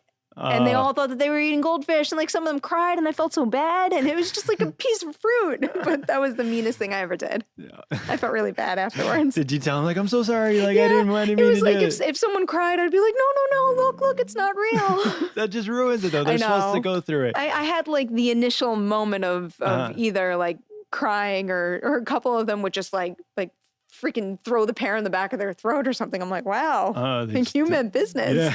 They're like, you're not fucking around. You're doing this. No, they were not. Did you have people like on your level that are just like, Perri, just go along with it. Like, stop it. Stop being so good. Stop being. Oh, no. I mean, because my sorority was just very appropriate and fun loving. And I don't know, we were also like smart girls. We kind of knew, like, even though hazing is a thing in other schools, it's common sense to know that certain behavior is just flat out wrong. Yeah. Like, I don't think any of us would actually want to do any of those things to other people. Like harm other people. No, harm other people, whether it's like physical or emotional. I mean, some of the emotional trauma some of those kids go through is mortifying. Was it a big leap from high school to college? Like, just in terms of, because you were in such a small high school with 150 people, you said nothing really went wrong. Like people. And then now you're in a big school. No, because once I joined the sorority, it's like, I did other things at NYU too, but once I joined the sorority, that was my family. Like Greek life was my little bubble again, and everything everything was kind of, neat and organized. The great thing about being in a sorority is that I never had to plan like a stitch of my social life. Oh, Everything was worked out for me. I had activities and parties to go to every single week, and I never really thought twice about any of it. Oh, you didn't have to be like, oh, I wonder if I'm going to be invited to this. Can we get into this club? Like you are going to be going to it. Yeah, we went every single member of Greek life. I mean, well, most people. There were some sororities and fraternities that we just didn't hang out with for whatever reason, but for the most part, there was always a party Thursday, Friday, Saturday. And you were always partying? Not always, no. And I still don't do that today. As much as I do like to drink, it's like I'll go out and party one night, but I probably won't do it 2 nights in a row. So I'd go out Thursday night, I would take Friday night off, and then I would go out again Saturday night. Oh, that's still 2 nights on a weekend, though. Well, yeah. That's pretty crazy. Yeah, a little crazy, a little crazy. Yeah. Did you date frat guys? I did. Yeah. I did. I dated one frat guy. You're into frat guys? No, not really. It's not traditional frat. It's not traditional Greek life period. It's like people have these cliche, stereotypical versions of what a sorority girl and a frat guy are like because of the movies. Yeah, what you see in the movie, like a frat guy with a backwards beanie or a backwards hat. Yeah, nothing like that. And the frat guy that I dated was like another nice Jewish boy from Long Island. So he really could have been someone I went to high school with. Uh-huh. Oh, okay. So yeah, you're not like just being the girl on the arm of the football player. Oh my God, or something. not at all. No, I could never do that. You can never just be like, oh, let me support my guy. Not in that respect, but I was very supportive of him though. Yeah, like, it was a good relationship. What was he in? Was he a journalism major too? No, he was finance. Oh, of course. That's another thing. It's NYU has Stern. That business school, and it's a very, well-known, reputable business school. So I had a lot of whether it was him or some of my friends in the sorority who went to that school, and they are some of the brightest people that I've ever known in my life. NYU is one of the biggest schools ever. And that's crazy that you got into it. Was that your first choice? It was crazy that I got into it because you know those the big books that tell you the statistics that you need to match in order to get in somewhere? What do you mean? Like the number? I forget what they were called, but it was just like a giant book that listed every single college out there. And they're like, well, if you want to go to this school, you need X amount of points on your SATs or you need this GPA. So I was always kind of like on the cusp of matching what NYU required. So I applied early decision. So when I got that letter back and I got in, I'm like, oh my God. I couldn't believe it. Yeah. That was like one of the happiest days of my life. And my parents were so happy. My sister was. It was freaking so awesome. Happy. Everyone's so nice. And it was a good choice. I was very, very happy in undergrad. And there was never a time where you're like, this isn't what I want to do. You knew exactly what you wanted to do. Yeah. I'm actually, now that I'm thinking about it, I'm very lucky that I've kind of always wound up, making a decision and having it be the right thing. I just remember that. So after I graduated NYU, I got one job and it was a good job. It was at a local news station in Manhattan and I liked it there, but it was like a freelance position that had a set amount of hours. So once you worked all those hours, you either had to join the staff full time or you left and did something else. So I left and did something else and I loved that other thing, but the show that I was working for then got canceled. So then I had a whole bunch of time where I was kind of just not like loafing around, but I was freelancing and I wasn't really making a normal amount of money. And it hit a point where I'm like, well, do I continue freelancing? And I was freelancing, writing reviews and stuff. Do I, stick with that or do I completely switch gears and do I go to film school? Oh, you wanted to go back to school? It hit a point where like I didn't know what else to do. And But you didn't think that you were always going to find some work? Well, I was like probably after a year or two after that show was canceled, I was firmly in the freelance circle where I was getting more work than most people. So the mentality was, well, do I kind of pull myself out of it and potentially lose that standing? Or do I go to school and potentially get a better job in production? And then it was also the mentality of I was reviewing movies, but I had never made a movie in my life. But you wanted to make movies. I kind of wanted to make I wanted to make movies just to make a movie, but I also wanted to make a movie to experience it so that when I'm reviewing somebody else's work, I have a better understanding of what they went through to make that happen. Oh, okay. That's you having to know it all, having to know behind the scenes before you can critique it. Exactly. Oh, okay. But when I got into that film school, it was a very, like, my poor mother, what I put her through, I just, like, every day I'd ask her, like, do you think it's the right decision to go? Should I go? Or am I ruining that other line of work that I've kind of, tried to make happen? It's like completely going the opposite direction of something. Well, you did go back to film school? I did go. To the Tisch School of Art? No, I didn't go to NYU. I did the ultimate NYU sin, and I went to Columbia instead, which it had a program that I think was more suited to what I wanted to do, and it had something like a curriculum that I was a little more excited about, and also you didn't have to take the GREs. Oh, so that's great. kind of why I chose it. Wait, so it was still like an undergrad? Like you would get... No, it was grad school. This was for an MFA. Oh, wow. So did you graduate? I did. You have an MFA from Columbia? I do. Whoa. It's I'm so happy about it too, because most of the time people go to not most of the time, I can't speak for everyone obviously, but a lot of people go to grad school or film school in particular. They'll pay this insane amount of money for tuition and they'll come out being like, well, I could have just worked and learned all that. But that program was something else. I mean, everybody has to assess what they want to do for their own personal well-being. But if someone came up to me and asked me if that program was worth the money, I would recommend it in a heartbeat. That was one of the greatest things I've ever done. You felt like you got a lot out of that program. I got so much out of it. I don't think I would be where I am right now without the experience I had in that program. What are some of the things you learned from that program that you wouldn't have learned like just going to work? The bigger things were probably, if I had just gone to work, I probably would have been, just PAing or doing those kinds of things. Yeah. Whereas when I got out of school and I wanted to make a movie, I produced a movie, which was great. And I think one of the best parts about film school is just the networking. You meet people, all oh my God, the people that I met, they were so bright and so talented and became some of my best friends. And having moved from New York to LA, when I came here, they were all here. So it's like I moved to a place where all these people that I know and love, they were already there and they welcomed me with open arms and it was amazing. Are you still working with them or like in contact with them? Yeah. I see them every once in a while. And, we're all doing different things right now. I mean, I'm pretty much the only one in the film journalism side, but a lot of them have, some really great jobs out here where... Like what are they? Are they like the cinematographer on something or? Well, actually, I mean, I guess I could talk about this. One of the so we in school we had it was a directing, screenwriting, and producing track. There was one guy that was on the producing track because that is what I was on, obviously, where he was a producer. But he was also an insanely talented cinematographer where as people produce their non-thesis and thesis projects, they would want him to shoot it. Wow. So he shot my non-thesis, he shot my thesis, he shot my first feature.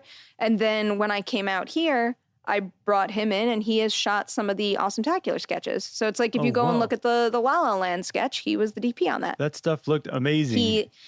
One of the most talented individuals I've ever worked with, and an absolute pleasure too. He is a freaking special person. Yeah, but you always want to do the producing track. Yeah. No, not directing. You don't want to do your own thing. Can you tell by this conversation I meant to produce? The cool thing about the program, though, is the first year of the program, everybody has to study directing, writing, and producing. And then year 2, you all split off and you focus on what they called your concentration. And then year 3, it was focusing on your thesis. So that was one of the best things because the way the program worked is as you started to make movies, you were forced to work with each other. So everybody had a really good understanding of what everybody's job was. Okay. Which I think is one of the major pitfalls on a set when, someone just lives in their world and knows about their job and doesn't understand what it takes for someone else to get their job done. Yeah, like these unrealistic expectations of like how to get a shot done in the X amount of time we have at this location. And talking about sound, it's like sound is, I feel like sometimes it can almost be an afterthought. Oh, you just stand there with the boom. You just lob up your actors. That's it. It's always an afterthought. Having the first year when we weren't hiring people to come in and do that kind of work for us, I stood there on a set and I held the boom and I know it's a bitch to hold a boom for, X amount of takes for however long in the freezing cold. Yeah. So I always think about that now when we hire people. Oh, so like you know what he's going through. Like you're just not like, all right, lob up the talent and just press record on your mic. And you got to know when you're producing and, you know, working on a schedule and timing all that stuff out too. You'd like to think that most people can just get things set up and done in a snap, but that's not how it works. Yeah, you have to go, crew call time at 7, pictures up at 8:30. Exactly. Yeah. And all that's like applying to the stuff that I'm producing here now, which is nice. Wow. Yeah. So you've done it all. No? I'm pretty, There's definitely a lot more that I would still like to do, but I'm pretty pleased with the track that I went on, because there's definitely like scary moments, especially when it does come to, you know, handing a lot of money and you know, acquiring a lot of debt to go to school. And the fact that I came out and I really know that was the right decision. It's a good feeling. So you had to like take out a bunch of student loans for that? Oh yeah. Yeah. Oh yeah. So you're going to be paying that off forever. I mean, hopefully not forever, but you know, years later, that's part of it. Yeah. That's part of it. But the point is you should be in a job where you're doing what you want to do, you're happy, and eventually you're making enough money that you can pay that kind of stuff off. That it was worth it. Yeah. But to you, like the experience that you got, like you wouldn't trade it for anything. Oh my God, no. Yeah. Thank God because there was a time where I was definitely, you know, teetering one way or the other with that. Thank God I chose to go, because that made a huge difference in my life. There was a point where you didn't want to go? Not where I didn't want to go, but where I was doubting.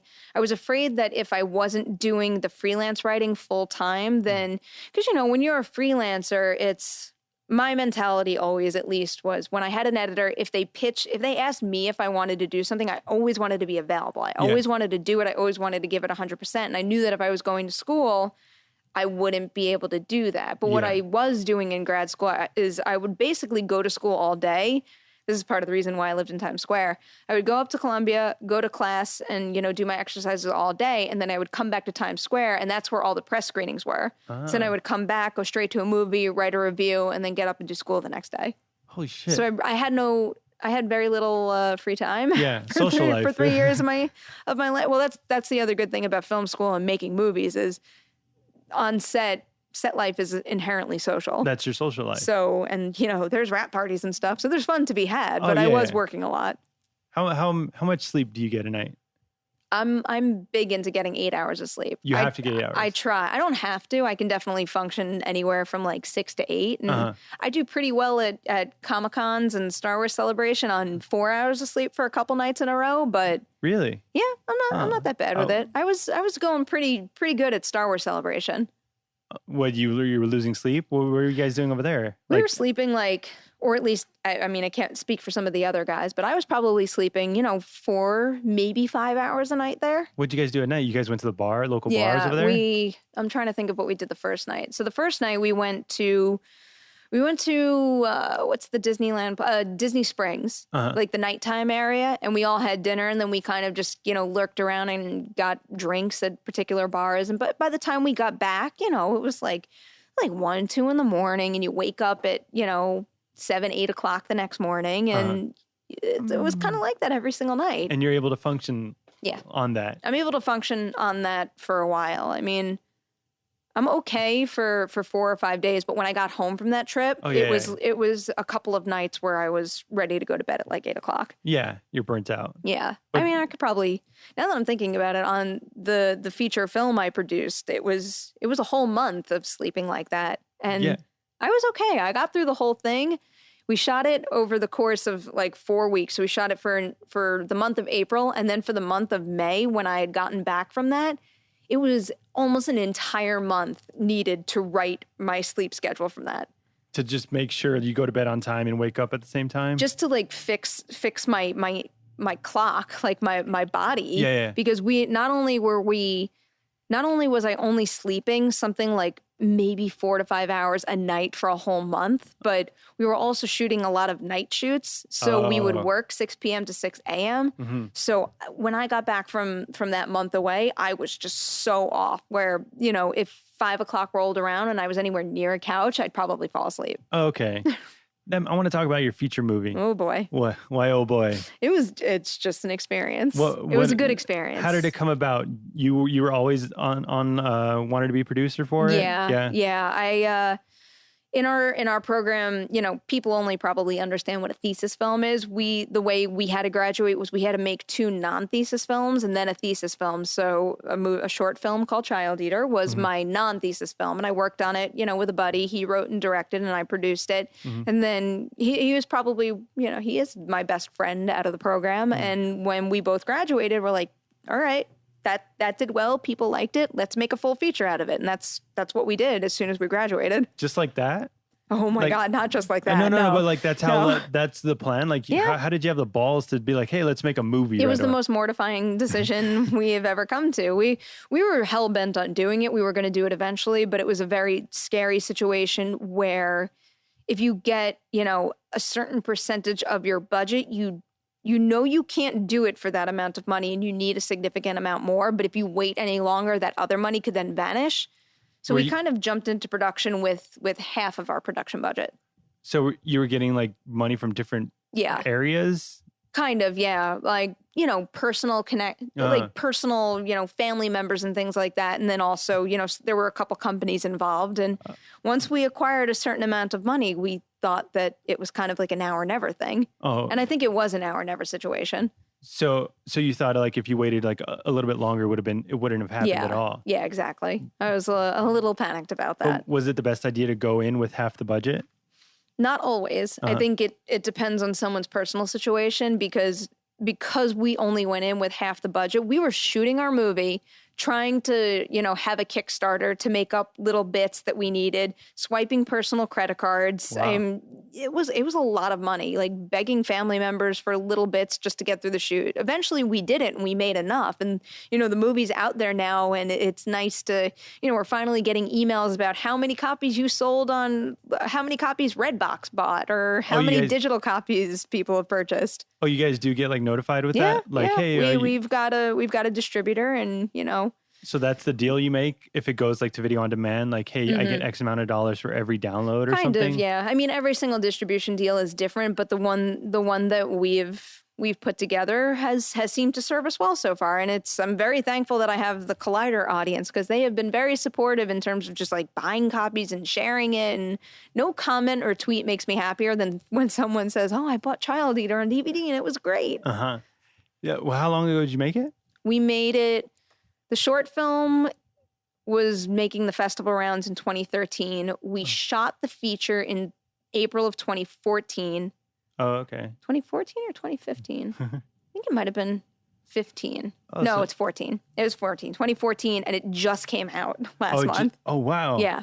It took a while. Uh-huh. It took a long, long time. So were you ever thinking like about getting into theaters or is that just like out of the question for like something small? We really wanted it to, but it's tough. It's really challenging, especially as new filmmakers to get distribution. I mean, I think fortunately horror movies on VOD tend to have a better shot of, getting on more screens than any other genre. Mm-hmm. But still, just getting things in a theater is really challenging. And I think it's getting increasingly more challenging every single time we have, a big boom in a streaming service or more streaming services. And there's just so many digital services at this point that really, I don't think that someone would be more likely to buy a ticket to see Child Eater in theaters compared to, sitting at home and watching it on a Saturday night or something. Yeah, they're like, hey, Child Eater, what's this movie about? Let me watch a trailer and watch it with my buddies. That is what happens. Yeah. Yeah, thankfully. But are you able to recoup your money that you made with that? I suspect we might be. Oh, it'll just be longer down the line? We're doing okay. I mean, you have to consider things like how much you're actually making on sales. And then also, fortunately, we had tax incentives. So eventually we hit a point where we got that money back, which helped big time. But we should come pretty close to being in a good position. Like to break even? Yeah. Because I think we'll be okay. Okay. Because people think like, oh, it's so easy to just shoot a movie, then get distribution, and then be the next like Paranormal Activity type thing. Yeah. No. And Paranormal Activity had a budget that was a fraction of our budget. We did not have a big budget by any means, but it is still like when you consider, how much money you need to survive for a year, it was a significant amount of money. Are you able to talk about your budget? That's a good question. Because I don't know if like you'll get in trouble with like distributors or anything. Yeah. Well, when you put it that way, maybe I won't say it. I'm pretty sure we've said it out loud at Q&As before. I mean, I'm sure you can Google child eater and probably find that information. But it was more than I ever anticipated us spending. But at the same time, what I was thinking before we actually went and shot it was completely different. It's just one of the biggest things was having been in film school and having only done, shoots that lasted a weekend or maybe a full week at most. Like a couple $1,000 shoots here and there. Yeah. It's like you think that, people can just go away and, suck it up and sleep on a couch for a little while. Like, no, not when you do a month upstate New York when everybody just has to, you really have to stop everything and pick yourself up and move yourself away from your life for a really long time. And anything can happen over the course of a month. And just thinking about things like stocking the house with toilet paper and bottles of water and making sure everyone's well fed and making sure everyone's healthy and safe. But that was all your those job, things. right? Yeah. So you love that. I don't know if I love that as much as I love actually, making sure everything is organized on a call sheet and acquiring what we needed to bring our vision to screen. But I am pretty good at taking care of people and making sure everybody has what they need and they're as happy as they can be. But it's a tough thing to pick yourself up and leave for a month, and also to readjust to a night shoot schedule. It really does throw the body off. Yeah. What are some of the things that like surprised you about going into making your movie? Like once you're on set, you're like, oh shit, we forgot to bring Crafty or something. Yeah. I mean, we definitely couldn't forget to bring Crafty. Yeah. Probably the biggest surprise was just how much producing was needed within the crew house. Just making sure that, things like what if the toilet got clogged? We had to call someone to, have that fixed. And that comes out of the budget? That thankfully didn't, but and also things like not that we had any terrible people on the crew that would do this, but just things like we rented a house to stay in, and if something was damaged, we were responsible for that. I will tell you one thing that was damaged though, and this was freaking mortifying. Maybe I'll share pictures of this, but it was the very last day of principal photography. And we shot almost the entire thing upstate New York. And then we drove down to a place in New Jersey to shoot a hospital scene. And one of the PAs was responsible for driving our box truck. And you know what a box truck is. Yeah, it's the giant truck that holds all the equipment. So when she got to New Jersey, we literally spent the entirety of principal photography driving that damn box truck through woods. We shot in the woods the entire time.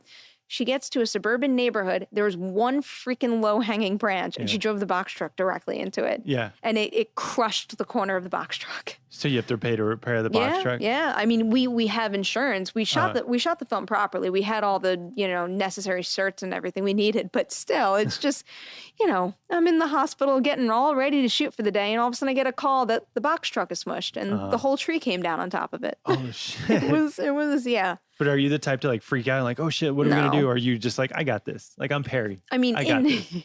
I don't know if I'm that confident, but inside I'm like, oh fuck, well, that sucks. And now we have to deal with it. But really, what's the point? It happened.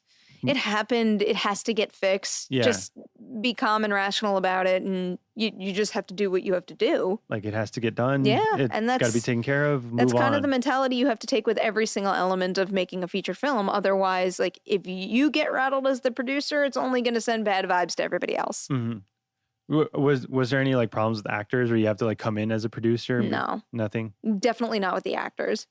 The actors we had really one of the best casts ever. Yeah. They're such like delightful, kind people, very lenient with their schedules, shooting a horror movie in the woods overnight is not an easy thing to do. And they were all so patient, so kind. They always knew their lines. It was great. We had a young boy who was in the movie too. He must have been like 11 at the time. And that's a big thing that we learned in school is like, if you want your production to be easy, don't cast a child, because then you got to deal with the tutor and the parents. And like his family was just the best. We really lucked out. Yeah, they say don't bring children and animals. And animals. Yeah. And animals. I did have an animal on an early shoot where I had to get an animal wrangler. Yeah. It was one of my like stupid little exercises. It was a weekend shoot, and I think this dog is seen on camera for maybe 30 seconds. And you got to spend a lot of money on animal wranglers. I can't believe how much money they make. Really? Yeah. Just to come on set for a day, they're just like, quite a bit. I mean, a lot of people with specialties make a good deal of money for obvious reasons. So as a producer, do you have to look at it and say like, hey, maybe this isn't worth it for the 30 seconds that we're getting out of it? That is what happened almost every single day on that feature. It's just, we have X amount of spend. Do we spend it on this or do we spend it on that? And it's kind of a give and take the entire time. And do you have to, were there other people producing with you? Yes. Or, okay. Which was the greatest thing ever. It started out just being me and my writer-director friend doing everything. And then eventually we brought on another producer who also went to school with us. And thank God for him. Why? I just have my head is more in tune with dealing with people and on-set type things, whereas he understands more about like finance and legal and paperwork. And they're two very different mindsets, and I definitely don't have the one that he does. And thank God he was there to, handle paperwork and stuff like that, because I don't think I could have done it. Like the logistics of everything. Yeah, he's a very talented guy. So were there any things where you had to cut because you're like, hey, we don't have the budget for this? But then you run the risk of making it seem like it's a low budget movie. One of the things, we didn't actually have to cut anything. We pretty much shot our entire shooting script. One of the hardest decisions that we had to make was reshoots, because reshoots are a very normal thing for big budget studio films. They budget for that type of thing. And perhaps we should have budgeted for it too, but we had so little to work with during principal photography that was just not in the cards at all. So at one point during the shoot, we had to stop and say to ourselves, do we shoot this really complicated sequence now in April, or do we just plan reshoots for September? And it was a hard decision to make, because something about it while you're on set in that situation, especially when you don't have reshoots already budgeted, it almost feels a little like you failed, when you don't have the manpower and you don't have the time to pull something off. But I'll say that the thing that we did in reshoots is probably one of my favorite things in the entire film. Like the actual sequence? Yeah, it looks beautiful. We had time. It was a sequence that required a pretty significant build on a stage, and having that extra time when we just had, versus a month of cramming everything in, we had 3 days to focus on, like one or two big moments, and having that extra time to really build that properly, shoot and light it properly. I mean, wow, that looks incredible. So that's your favorite thing? Yeah, I think that's one of the things that I'm most proud of in it. So when's the time where you can just like, okay, I'm done. I'm relaxing now. Is there ever a time when you're not producing it anymore? Where you're just like during the actual shoot or after? Like, well, even after you wrap the first shoot, you still have to go back and reshoots. And then you have to go back and edit it. I remember wrapping principal photography very, very well, because it was the year after all three of us had graduated. So it felt really good to have wrapped our shoot and then go back, because they invite, everybody goes back because so the way the program works is they have the Columbia University Film Festival, and sometimes people from your class will still be screening their thesis films even though you've graduated. So right after we finished our feature, we went back to the party with all the other people who were still screening their shorts in the festival. And it felt really good to walk into that room and saying, I produced a featured shoot while, they were all still working on their short film. So that was probably the only moment where I felt like I was on the top of the world. And then right after that, it's just the next day you go and you're looking at your budget and you're looking at your bank account and you're thinking about all the other stuff you have to plan. And it takes a while. And then even after the reshoots came and went and they all went well, post-production was just a bitch. Oh my God, it's so difficult, because post-production in particular, it's almost completely out of your hands to a degree. It's, like, what do you mean? You're not producing it? You're not with the editor working with him? I was producing it. There's something like, very hands-on about being physically there on set, where like people and things are there making it, versus, like sitting in an edit bay or sitting in a sound booth where, and also when you're completely, like for sound, for example, we couldn't afford to get the job done the way it normally is. So someone cut us a deal. So we were at the mercy of their schedule. So it was pretty much just waiting week to week, hoping that they could fit us in or to do like post sound. It was a very, very long process. Wow. Where it definitely took a lot longer for us because we were at the whim of those people who were kind enough to do, to cut us deals and to do helpful things for us. Where, had we had a lot of money to throw at it, we probably could have gotten in and out in a heartbeat. Yeah, you could get it done. Because I would remember being frustrated. I worked on like some independent film in like 2013 and it barely came out in 2016. Yeah. And I'm like, why just like edit it? Just put it together. That's my dumb mentality. It's not a dumb mentality though, because people can do that. I mean, one of the examples I go to all the time, and I can't speak to whether or not the turnaround was very quick, but I remember when Gareth Edwards had done Monsters. One of the cool things about Monsters is the guy did all his own VFX work on his laptop, I think. Really? He did it himself. Gareth did? Yeah. Wow. It's just... that's another thing that makes it feel more like things like sound and editing are out of your hands. Sound in particular, I mean, I'll look at a soundboard and whatever editing software they're using, and it looks like gibberish to me. Oh, yeah. I do know how to edit quite a bit, but still editing a feature film and looking at a timeline like that, and also like editing anything when you're looking over someone's shoulder, it's like their timeline will always look different than your timeline. So something about that feels very out of reach to me. Okay. It's just daunting seeing like, oh, holy shit, that's 30 minutes of material right there. And it's someone else controlling it, entirely controlling it. And do you freak out when you lose control? Or when you have to give up that control? Not often, just because most of the people that I've worked with over the years have been good, talented people that I can trust. Yeah, you're working with top-of-the-line people, Columbia, NYU people. Not everybody is wonderful, but most of them. I mean, really, if I think, what percent of my peers at Columbia would I want to work with in the future? I'd probably say the number is like 90% of them. Okay, that's a good amount. Oh, yeah. Oh, my God. I think it's probably better than in most situations. Yeah, I went to Cal State Northridge, which is like way below your school, and I want to work with like 2% of people there.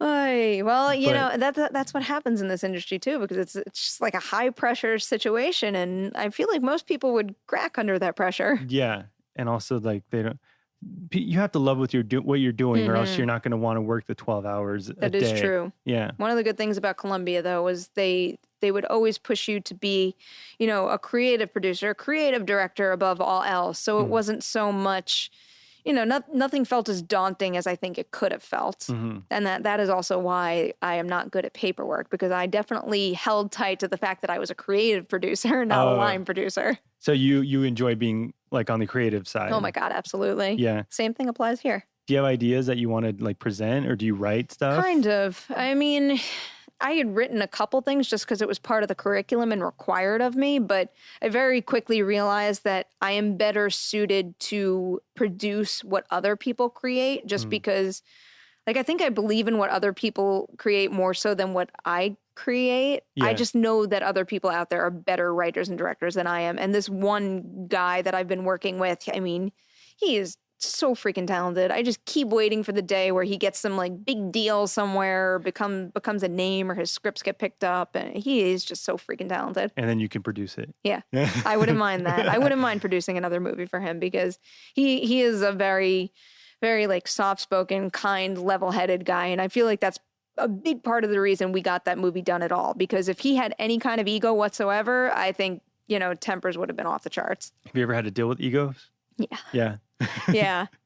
I feel funny telling stories about this. I've worked with some people who take the mentality of I can definitely say this. So in film school, almost everybody is doing you a favor. You're never really paying people what they deserve to be, to give up, their free time and work on your project and bring their own equipment so you don't have to pay for it, things like that. I've worked with people who took the mentality of, oh, they should be lucky to work on our project. Really? Which is the exact opposite way I operate, not even just in school, but in general. I'm always like grateful to the max that anybody will give me their time at all. Yeah. I understand that you're paying people and you do deserve a certain level of work, and I know when to put my foot down in that respect, but it's like, who the fuck are you? Like to be like, oh, you're welcome. Yeah. And I don't tolerate that very well. And the people who adopt that mentality fall in that little 10% that I will never work with again.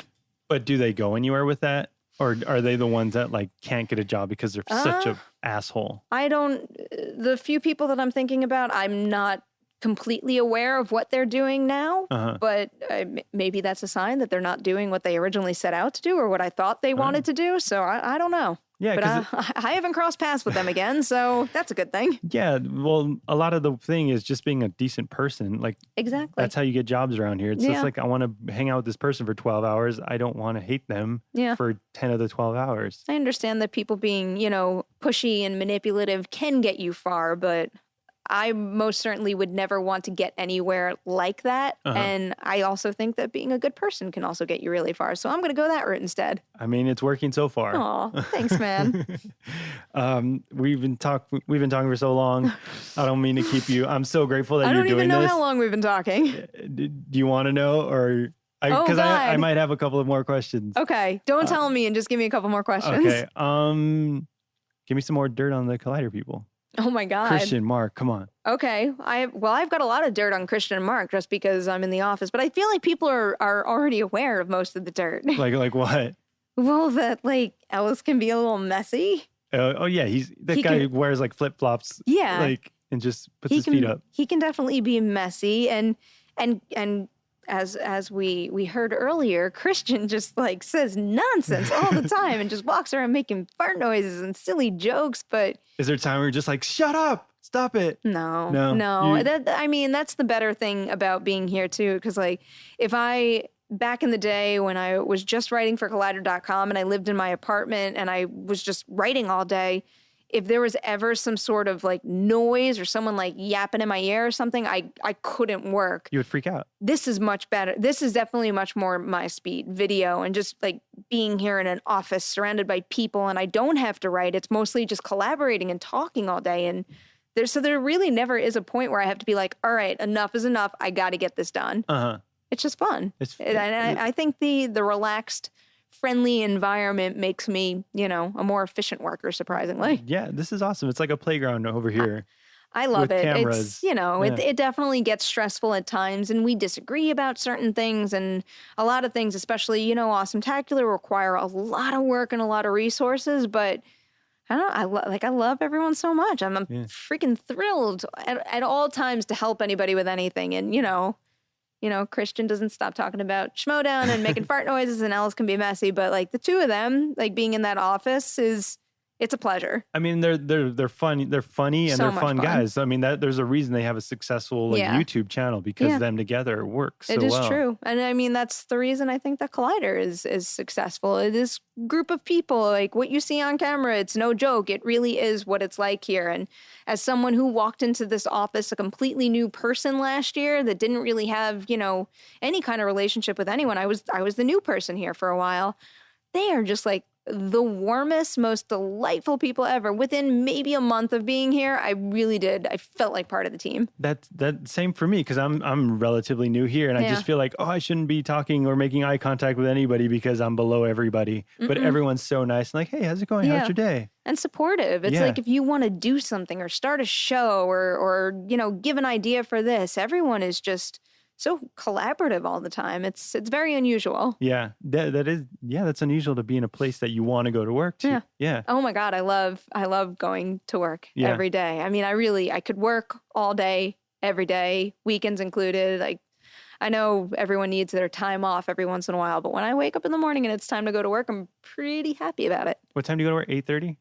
I try to get out of the apartment by 8:30. Yeah. And I'm here definitely no later than 9. And you're one of the first guys here, right? Or probably one of the first, yeah. Yeah. There's a couple people who come in super early, but not me. Because you mentioned on one of the behind the scenes, like this is indicative of the Collider Studios. It was you, Dennis, and someone else that are at the airport. Oh, that was first Star Wars celebration. Yeah. Yeah, me, Dennis, and Thad. Thad is wonderful. I want more people to know about how cool Thad is. But we're pretty on time for everything. Yeah. Like even when we have meetings in the middle of the day, it's like if there's a meeting, we're probably the three sitting at the conference table first. You're like, guys, like the meeting, it's going to happen. Yeah. And they're like, it's like 4:55. It's not 5 o'clock yet. Christian is not there first. What is he? Is he get there like 5 minutes before it's over? No, he's not that bad. But sometimes you'll need to like, he'll have his headphones on at the computer watching a Schmoedown match and you'll have to tap him on the shoulder. You'll be like, dude, it's time. Come on. Yeah. But you love it. Like even the meetings are good and everything. Yeah. Everyone's like pretty collaborative and pretty nice. I'd much rather be like doing and creating rather than sitting at the conference table talking about something. But a lot of the stuff that we've been talking about lately is just so exciting. And it's certainly stuff that I never thought I would get to do in the movie blogging sphere. It's really weird to me that like this is my job, because even though I was freelancing for so many years and I was fairly successful at it compared to most, it was a very difficult job to make a living. But there was such a long period of my life where someone would ask me what my job is, and I would have a very hard time calling it a job. Yeah, it's weird. It's a weird thing to explain. It used to drive my mother nuts, because whenever we would go out and I don't know, we would go out for dinner and my parents would see, friends of theirs and they would, introduce me and they'd go, oh, what do you do? And I'm like, oh, and I'd give some like, shitty half-ass answer. Like I work on a YouTube. Yeah. And like, but no, like this is a real thing now and it's incredible. Yeah. But do you, sorry, I'm mixing my words up. Like I do that every day. But when you go back home and see people like that are in finance or in business, do you wish you were like that? No, there's no way you can do that. I mean, everybody, I grew up a Jewish girl on Long Island. A lot of my friends wound up being doctors and lawyers and all that kind of stuff. And, they make a pretty damn good living, and we're not rolling in money over here. But ever since I was a kid, it's always been more important to me, to keep doing what I love. I don't think I could, for no amount of money in the world, could I ever do something that I didn't love every day. You never had a job you didn't like?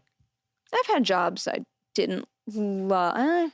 Maybe not jobs. I've had internships that I didn't like. I've been very fortunate with work where every single place I've been, I've actually liked it quite a bit. I wonder if that's your personality. Because you just I do tend to find, the bright side of everything. Yeah. Like you're so happy about everything. I also know what I want. What do you mean? I just like when I graduated college, I knew where I wanted to work and I was going to get a job there, and I got a job there. Oh. And then when I found the next opportunity, I jumped at it and I got it. Yeah.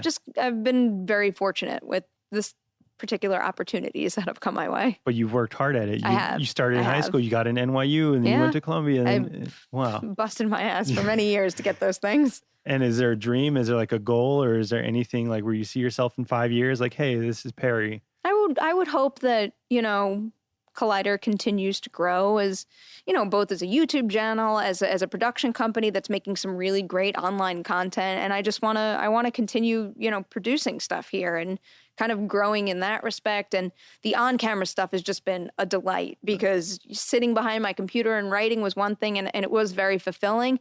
It's just being on these shows. It is so exhilarating and exciting. And there's nothing I love more than talking about movies and actors and talent that gets me hyped. So really like waking up and being on Movie Talk. So as long as that stuff continues, I'll have something to be happy about every day. That's awesome. You get up, you go to the studio, you're on YouTube, you talk movies. Sometimes you have guests in with the movies. You meet Guillermo del Toro. Guillermo del Toro.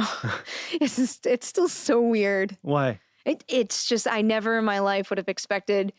It was very random. It was one day, I can't even remember what it was. It was something random, like a behind the scenes episode. And all of a sudden he tweeted something. I can't believe I can't remember the exact words. I have a screenshot of it. He tweeted something like Perri is like great or something. Oh, yeah. And it was one of those quote tweets where it has the link with it. And I saw it and I'm like, randomly, Guillermo del Toro said that. I like a filmmaker I admire to no end said that about me. That feels really freaking good. And then he was just so kind where we were DMing back and forth on Twitter, and he just set up his own interview. Really? He's like, hey, how about I come in on a Tuesday? And I've met a lot of great, talent. And when I say talent, I mean directors and actors on the junket circuit and everything. And, there's just a small handful of people that I've kept in touch with, but I've never really been in very many situations where someone of his level just sets up his own interview, just strolls into the office without a lot of people come with, makeup teams and publicists and, studio reps and everything. He just pulls up, walks into the studio, sits down, he'll talk about anything. He really such a kind man. That's awesome. It was. Is there any other stories you have of like other people? Like that are just like nice like that, because they are people. Like, one of my other favorite interviews or favorite people to interview are probably Simon Barrett and Adam Wingard. Where they did Blair Witch. Oh, okay, yeah. It's just like they're a pair where I've kind of been following their films from the very beginning. Like their films almost feel like part of my career, just because it's been so important to me, and I've started watching their stuff from the very beginning. And they're guys that I've met quite a few times, and really like very kind and smart, and we have similar sensibilities when it comes to movie making. So they've always been great. That's awesome. Yeah, they're two good guys. I'm hoping more good things come their way. Yeah, and you can work with them. Wouldn't be a bad idea if that happens. But no, they've been great too, because one year they were at South by Southwest with, I believe it might have been VHS 2 and You're Next, and that was the year that the Child Eater short film played at South by Southwest. So like, they watched my short. They watched it? Yeah. Did they say anything about it? Yeah, they liked it. Really? They liked it. I can't remember specifically what they said, but they definitely gave me, like kind, supportive feedback. That's which awesome. Yeah, it means a lot when you're talking to a filmmaker that you admire. Yeah, and that keeps you going. You're like, maybe I am. Yeah, it really, I'm made out for this. Or yeah. That did kind of feel like, we were validated to a degree. Yeah. Well, I've been keeping you so long. What? Still got a little Red Bull left. I'm okay.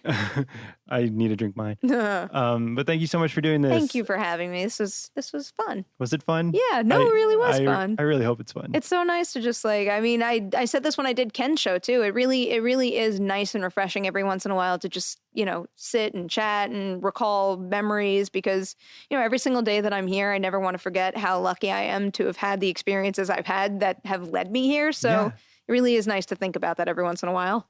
Thank you. Thank you so much for doing this. People can find you on Movie Talk and TV Talk. And Movie Talk, Collider Nightmares. Watch Collider Nightmares. Oh, man. Collider Nightmares and Behind the Scenes. Behind the Scenes are awesome. Oh, I love Behind the Scenes. I have too much fun making that show. Collider Nightmares, is that once a month now? Once a month now. Every Wednesday, that's the first of the month. Oh, okay. I feel like there was a much better way to say that. I think I just reversed it. First Wednesday of every month. There you go. Yeah. And your Twitter? P. Nemiroff. Oh, it's not Perri Nemiroff? No. Just, I don't know why it's not Perri Nemiroff, but it's just P. Nemiroff.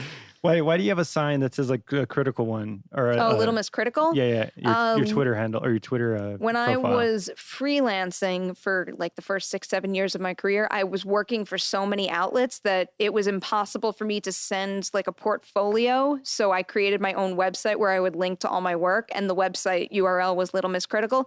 Do not look at that URL anymore because I do not own it, and I think something inappropriate now owns it. Ooh, is it like automatically go to like something bad? Yeah, I actually think it does. Holy shit. So yeah, I've taken Little Miss Critical off of most of my social media platforms, except that one logo that I did have made. I love that thing. All right, well, thank you so much for doing this. You can find me at Beardo, and thank you so much. Let's get out of here.